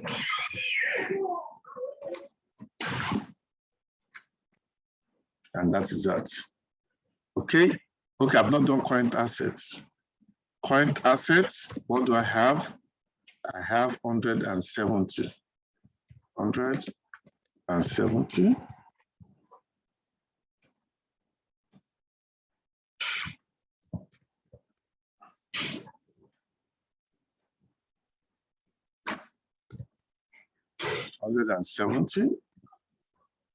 That's 170.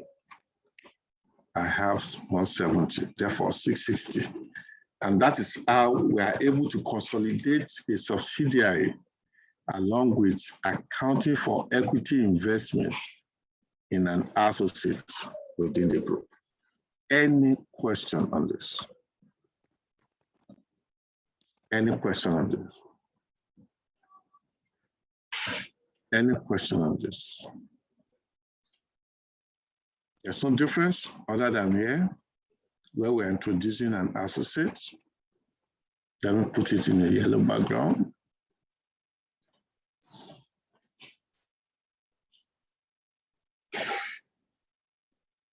I'll put it in this background. This is the only section that is new to us, and this.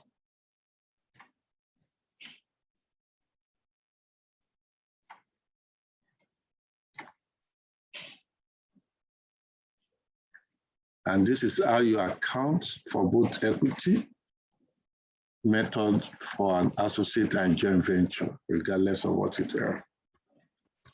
And that is that. Okay. Any question?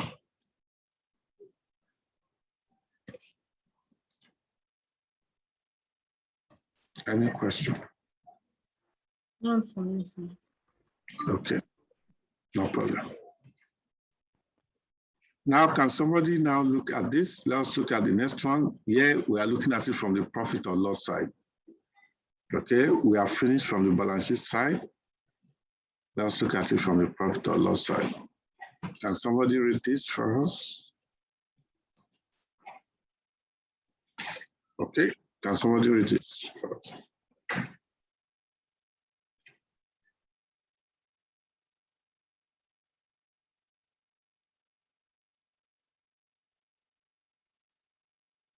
Mr. Anthony. Okay, Esther, you can read since you are unmuted. Go ahead. We acquired 80% interest in the equity of Chelsea at January 1, 2014, when the retained earnings stood at 20 million naira. Arsenal also had an investment in Barcelona, which gave it a stake of 20 million in the equity of the latter, and the retained earnings of Barcelona stood at 5 million naira upon acquiring the stake. The board of Arsenal strictly wants to comply with the requirement of IFRS regarding consolidation of the financial statements of the subsidiary with that of the parent of 31st December 2016. Income statements for the year ended 31st December 2015. Arsenal, Chelsea, and Barcelona, all in thousands of naira. Revenue 600, 390, 100. Cost of sales 345, 201, and 80,000. Gross profit 255, 189, 20. Distribution cost 75, 45, 2,000. Administrative expenses 105, 90, and 6. Profits before tax 75, 54, 12. Income tax 75, 29, 4,000. Profit for the year 50, 25, and 80. Movement in reserve. Retained profit brought forward 120, 65, and 9,000. Profits for the year 50,000, 25,000, and 8,000. Retained profit carried forward 170, 90, and 17,000. Required. Prepare the consolidation statement of profit or loss and the consolidated statement of changes in equity, given that the share capital of Arsenal stood at 200 million and that of Chelsea amounted to 100 million, and the amount of non-controlling interest at acquisition as measured at fair value stood at 24 million. Thank you. Thank you very much. Yeah. Now, let's move further to look at it carefully. Now, these are plain income statements. Okay, let's go back to our working sheets. Now, remember the associates even though we are going to populate, but the associates, we are going to cancel it out. And how do you know who is associate, who is the parent? Now, Chelsea is a subsidiary to Arsenal because of this stake, 80%. Why Barcelona is an associate to Arsenal because of this 20% stake, which then means that we are not going to consolidate the income statement item of associates. Rather, we are only going to consolidate that of subsidiary. And that of associates, we only account for our share of profit, which then means that what will I do is that I cancel out this side so that when I'm consolidated, as you can see, it is only the parent, the subsidiary, and our adjustments. I skip this. And this will not even come to your schedule at all. But I'm just showing this schedule here so that I'm just copying all of what I have here. I'm copying this here. But in a practical sense, I should not bring in asset in at all. But though I brought it in here, but I've canceled it out here, and it's not within, from my schedule here, it's not reflected as if it exists. It's just there notionally. Okay. It's about for example condition, if you bring it out and cancel, won't it be penalized? No, you are not going to bring it out at all. Why I'm doing this is for explanation. Okay. So that somebody might not just say, is it that you omitted this? It's like if you go back to the profit or loss when we're talking of acquisition during the year. Let me go back somewhere in acquisition during the year. I showed you, okay, for example, I showed you 12 months, I showed you 9 months. I just showed you so that you know that this 9 months is coming from this 12 months. Are you getting what I'm saying now? But in the whole process of what we're doing, this 12 months is not considered at all.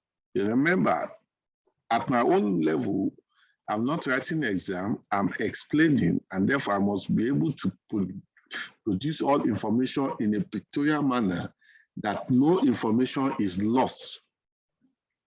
Do you get what I'm saying now? That is that. Okay. Now,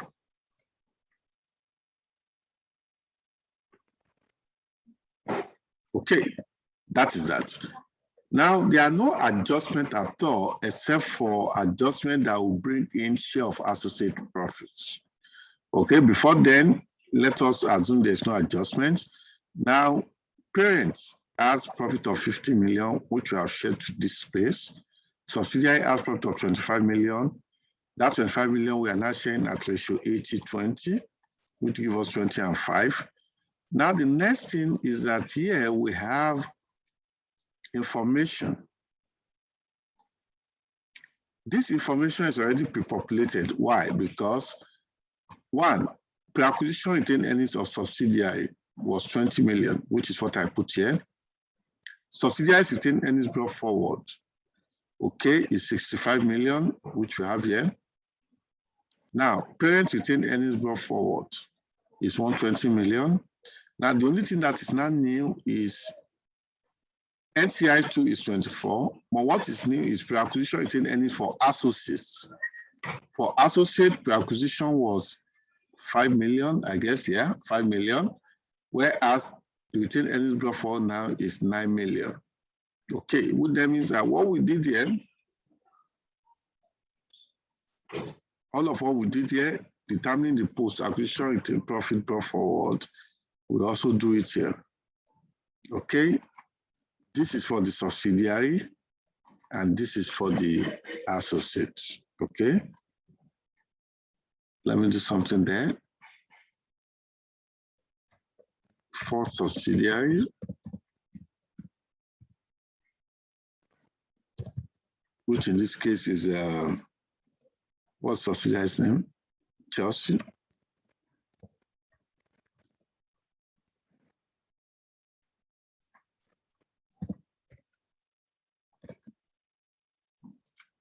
And the other one is for associate, which is Barcelona.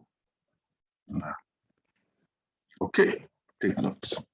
Now, as you all know, parent is this 120. Now, we take, remember, post-acquisition, we take 80%. Where's our percentage? 80% of this for the parents. NCI is 24. You can remember this 24. And NCI take 20% of this 45, which is 9 million. Now, parents will also now come and take share in the associate. Remember, the associate profit, share of it is part of the profit of the group.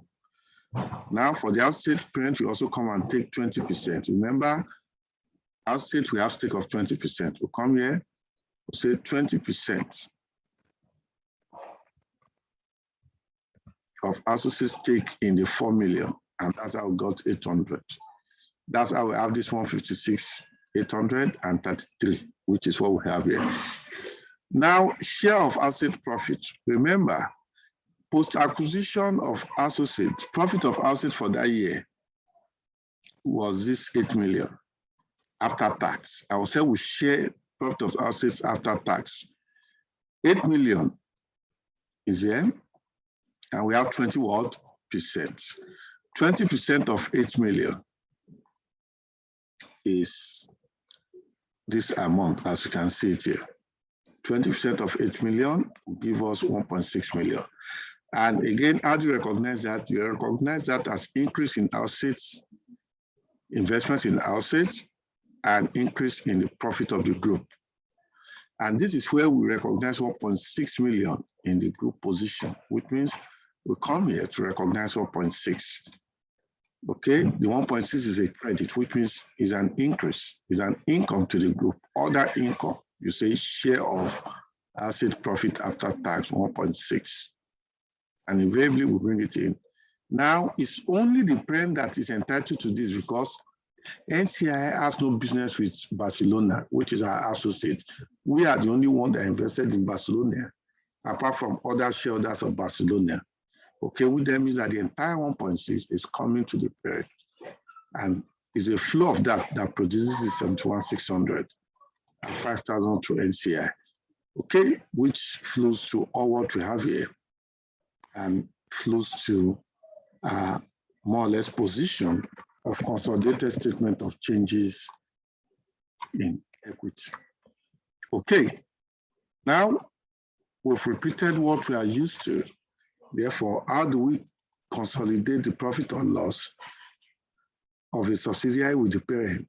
In addition to this, how do we account as a line item our share of profit in the associates?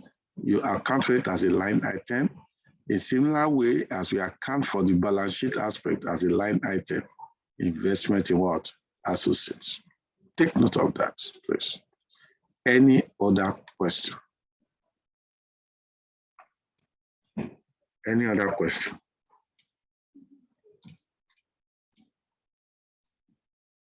Okay.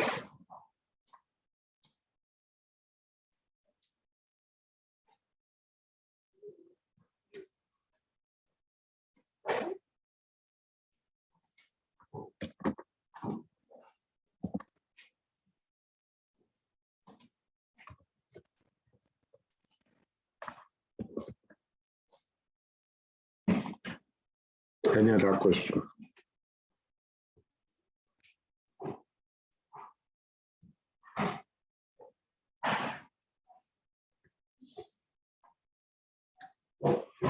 Okay, if there's no question, now we'll now look at another question that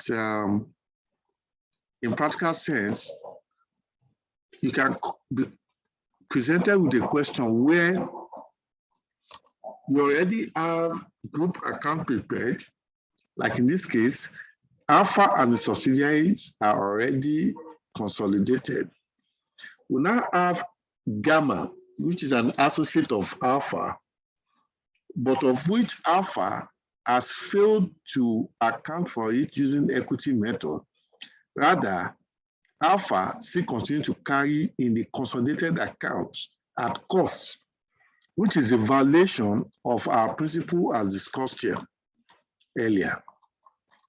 Our principle as discussed here earlier was to carry it at what? At cost. You only carry at cost of fair value at the individual level, but not at the consolidation level, which means you are now applying this cost in the consolidation account, which means you have violated the requirement of IAS 28. Okay, this is with respect to IAS 28. Therefore, how do we correct for that? It's for us to go and adjust the consolidated account and ensure that we reflect the requirement of IAS 28, which is the equity method in the consolidated account, which is in this manner. Therefore, how do we do that in this case? Can somebody read this question? And therefore, we prefer solution to it.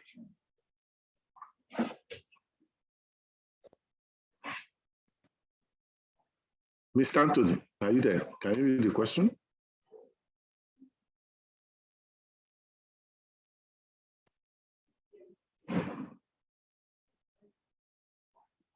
Okay, otherwise, Samuel, can you read?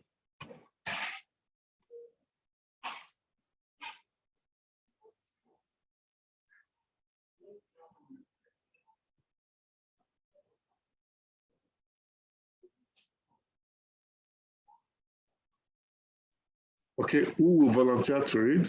It seems Samuel and Mr. Anthony are not responded. Who will read?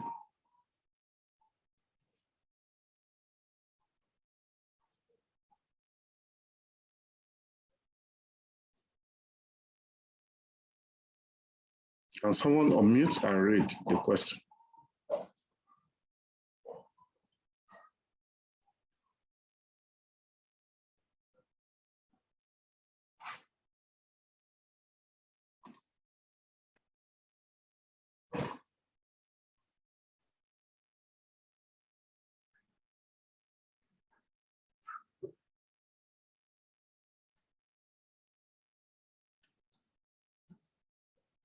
Okay, sir.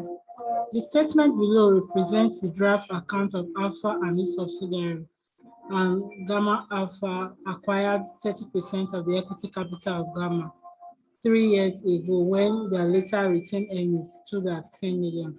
Statement of financial position as at 31st December 2016. Alpha and its subsidiaries and Gamma. Property, plant and equipment, 200 for Alpha and subsidiary, then 120 for Gamma. Loan to Gamma, no, investment in Gamma, 50, loan to Gamma, 30, current assets, 120 for Alpha and subsidiary, and 30 for Gamma. Loan from Alpha, 30 million naira. Equity capital, £1 per share, 250 for Alpha and subsidiary, and 100 for Gamma.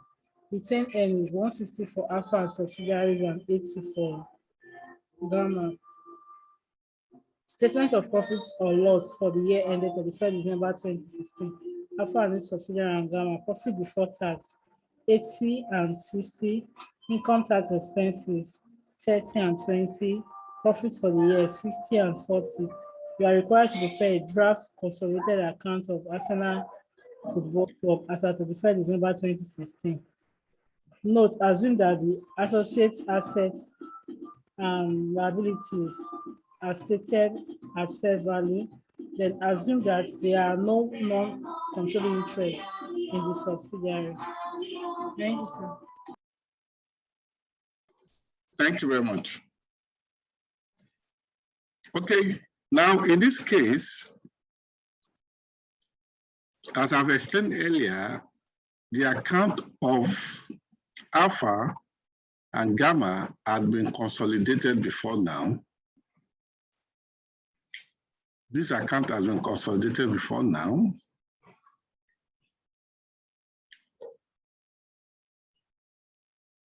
Okay, but you could see that Gamma, that is an associate, was still carried at cost, which is an exception. It is an exception. Rather, it should have been carried at equity amount, which is the equity value or method. Now, what then we need to do is to correct for this. Now, they also give us the income statement extract where we have only profit for the year, profit before tax, and our tax and our profit for the year. Okay, in that case, what then do we need to do is to more or less, yeah, I only recreated it again. Now, what then do I need to do? This is my balance sheet and my income statement I'm going to redraft as a group. Now, what can I do is to recognize that I have 30% stake in Gamma, according to this question, and that makes Gamma an associate. Okay. Now, from the information I have, the investment is 50 million, which I can recognize from what I have here, which is a cost. Let me emphasize investment in Gamma at cost. Okay, now we have to share the post-acquisition profit. Now, this information are made available to us. Pre-acquisition retained reserve of the associate was 10 million as at acquisition, which we have here. That's 10 million. Now let me put off figure a million in this case.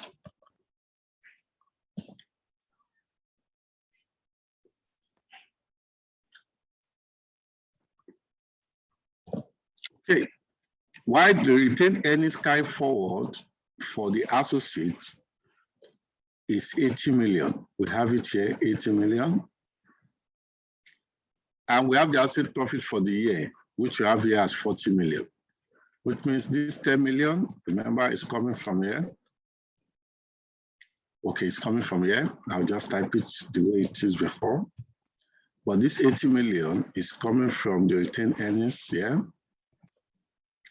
And the 40 million is coming from my profit for the year, which is this. Okay, now I need to know what is the retained earnings brought forward for the associate. Remember, I've told you before, unlike in this kind of questions where they provided this information to us by breaking it down, here they didn't break it down for us, which means that to determine my retained earnings brought forward, it is my retained earnings carry forward, which is 80, less my profit for the year. It will give me my opening retained earnings, which means the retained earnings brought forward here for the associate is the difference between the retained earnings carry forward, which is as at the end of the year, and that profit of the year, profit for the year, and that gives me 40 million. In similar vein, my post-acquisition retained earnings brought forward as at 2016 is the difference between my retained earnings as at the end of the year, which is 80, and my pre-acquisition profit, which is 10, and that gives me 70. Now, what do I need all this for? Remember that my consolidated retained earnings will be what I've already done before between the parent and subsidiary, which was said to be 150. Okay, this 150 is coming from here, which is already consolidated as a group. Okay, but this 150 excluded the fact that I've not consolidated the share of post-acquisition profits in my associate from the inception, which is from the point of when I invested, which was 3 years ago till now. What that means that this 70, my share of it, which is 30% share of this, has not been accounted for. To account for it, remember I have 30%. My 30% share of this 70 million is 21 million. This 21 million will increase my stake in the associates. Okay, and which means my investment in associates, so my retained earnings, after being consolidated, my share of profit in associates will have grown from 150 to 171 over a period of 3 years, because this 21 accrue over a period of 3 years, since 3 years ago when we acquired 30% stake in the ordinary share capital of the subsidiary of the associates. Now that is that. Now in the current year, I have share of profit. What is the profit in the current year? 40 after tax. Therefore, I'm entitled to 40 and 30% of this 40. And what is 30% of the 40? 30% of the 40. Remember, that's the 40 year, which is asset profit for the year 40, which means this is 12 million. This 12 million is what I'm going to credit to my group profit for the year by the time I'm making my adjustments. Okay. Now, the next thing is to determine my consolidated retained earnings brought forward. If you remember, how do you determine that? We determine that with respect to the fact that, one, what is our consolidated retained earnings brought forward for the parents? From the group perspective, we'll see that from note 5. Now, we don't know what it is, but remember, the parents has 150 as at the end of the year from the group perspective, whereas during the year, this 50, which is profit for the year, has been consolidated to arrive at this 150, which then means that to arrive at the consolidated retained earnings brought forward, we need to deduct this 50 from this 150 to get the brought forward. Remember, your consolidated retained earnings carry forward will have been your brought forward plus profit for the year, which then means that in this case, I can easily tell you that what I have as consolidated retained earnings carry forward, which is 150, was arrived at after adding my consolidated profit for the year, which was 50. Now, if I take away 50 away from this 150, that means what would I have had as my consolidated retained earnings brought forward, so that when I added 50 for the year, it gave me 150 at the end of the year. It's for me to work back, which means 150 minus 50 will give me 100. This 100 is what I need to flow from year to year, because I wanted to know what's my consolidated retained earnings brought forward, having adjusted for the share of post-acquisition profit. Next, I need to determine the post-acquisition retained earnings for associates brought forward. Now, the first thing is that the retained earnings carry forward for associates is similar like as the group was 80. Okay, but out of this 80,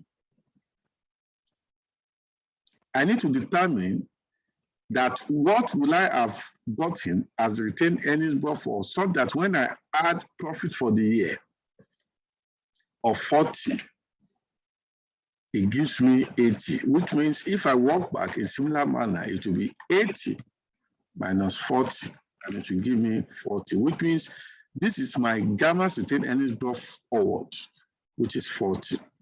Now, if that is the case, I then need to ask myself, of this 40, I need an element of posts. Remember, an element of posts. This is what I need. This element of post is what I need, because if you remember that you only start to consolidate or recognize your share of profit in an associate only from the point where you have invested, which then means that this 40 million is the entire retained earnings brought forward, but of which what I acquire from it is a post investment or post acquisition, which means to determine the post, I need the investment brought forward, which is 40. That's the consolidated retained earnings brought forward from my investment in associate brought forward, which is 40, less my pre-acquisition retained earnings. I remember as at acquisition, it was 10 million, which is what you put here. Now I have to deduct pre-acquisition from it. The pre-acquisition from it is 10 million, which means the entire post brought forward is no longer 40, but 40 minus 10. And that gives me what? 30, which means 30 is what I'm going to make use of as my post-acquisition retained earnings brought forward from the associate, to which I'm only entitled to 30%. Now, 30% of this is what has not been incorporated ab initio, 30%. 30% of this 30 million has not been incorporated. And by the time I incorporate it, I should have more or less shared 9 million prior to now. Okay, now if that is the case, 9 million is what I've shared prior to now, but in the current year, I've shared 12 million. 12 plus 9 millions is what gives us the cumulative 21 million we have here. Remember, 21 is the post acquisition we have shared so far. Out of 70 million, 30% of it, 21 give it to us. And this 70 million is now further broken down into 30 million and into 40 million.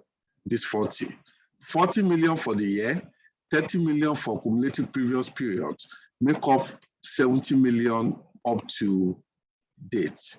Now 70 million up to date, of which we took 30%. That's why mathematically, this 21 is the same thing as this 12, current and 9 previous years to make up 21. Now, upon this, we have been able to arrive at what we need to do. Therefore, what do we need to do? We need to repeat all what we have subject to adjustments. Now, we have already consolidated the PPE, okay? And only that the investment in associate is no longer 50. It's now 50 plus 21. And therefore, we've not incorporated that 21. It's 50 and 21, which means I'll come here. What is our share of asset profits? 30% of 70, which is 30% of 70 is 21. And that's how we have this 21. Therefore, this is 71 now. 71 now is reflecting equity, no longer cost.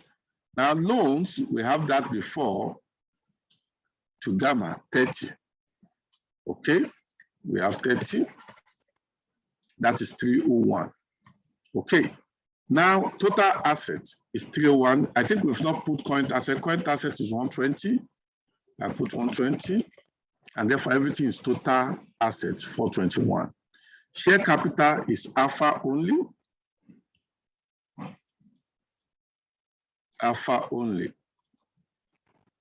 250. Let me link this 120 instead of typing it. 120 is coming from here. Let me link this 30. 30 is coming from here. Okay, consolidated retained earnings after adjusting for our share of profit in associates, our consolidated retained earnings now is flowing from note 2, which we have here, 150 plus 21, 171. And that gives us 421. Non-controlling interest, there's no non-controlling interest, therefore it's 0. Our total equity is 421. Current liability, from what we have here, our current liability already consolidated is how much? Is 0. Okay, we don't have current liability. This is 0. Okay, which means our total asset equals our total equity, and there's no liability in this case.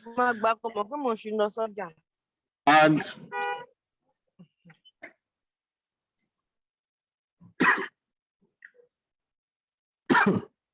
let's ensure we meet. Our total profit was the profit we had before tax and before consolidating our share of assets profits, which is 80 million. Okay, now our share of asset profit for the current period is our 12 million, which we have under note 3, which is only for that year. Remember, the profit after tax for that year is 40. We take 30% of it, which is 12 million, and we report it as our share of asset profit after tax. Which means if we have done this before, our group profit before tax will have been 92, not 80 million. Okay, our income tax is solely for the group, which is the income tax as reported here, 30, all things being equal. Now the entire 62 belongs to non-controlling interest. Why? Because it belongs to the parent and none to non-controlling interest, because in the information, the subsidiary seems to be only owned. And also here we have stated, we have been informed, and it has been stated that there's no non-controlling interest in the subsidiary companies. Okay, and that's how we report that. The entire 62 is solely to the owners of equity of the parent entity, which in this case is Alpha, not Arsenal, Alpha. Alpha. Okay, that is that. Now let's come to the statement of changes in equity. Remember, 250 is our share capital for the parent. 109, if you remember, is flowing from here, which is the consolidated retained earnings brought forward in our usual practice. The only thing is that we have not taken care of that share of asset post-acquisition profits since inception up to the beginning of this year, which we have adjusted for, which is 9, and that's what makes this 109. Therefore, the 109, which we have here, plus the 250 give us 359.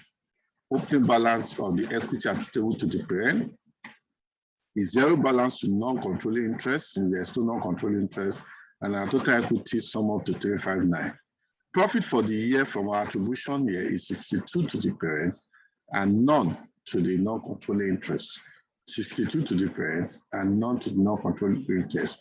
And that's what sum up to 250 as at the end of the year for share capital, 171 as at the end of the year for consolidated retained earnings, and 421 as at the end of the year for equity attributable to the parent, which is Alpha, and is 0 attributable to NCI, and the sum of our total equity is 421. And that's what we try to do in this case. Okay, that is that, which means, what if you are provided with a question where they've already consolidated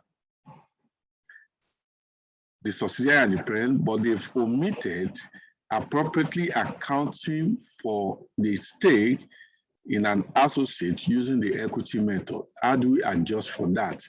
That is what we've done here, trying to adjust for that and redraft or update or restate the consolidated accounts. And that's what we've done in that situation. Any other question? Any other question? Any other question?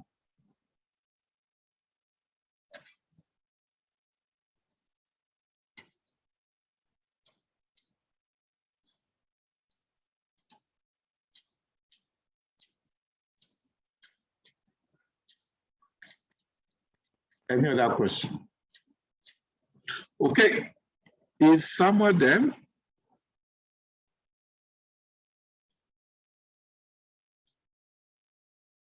Okay, what about Mr. Ojeogo? Are you there, sir? Okay, now any other person with a question? Otherwise, we'll call it a day as we wrap up all of our discussion with respect to investment in associates and joint what? Venture. Any other question? No, sir. Okay. In the absence of no question,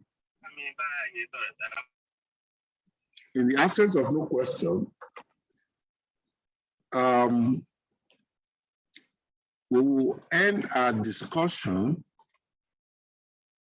at this point, and I'll make every other material available to you, and we'll call it a day. And thank you very much. God bless you all. Bye. Thank you, sir. Okay.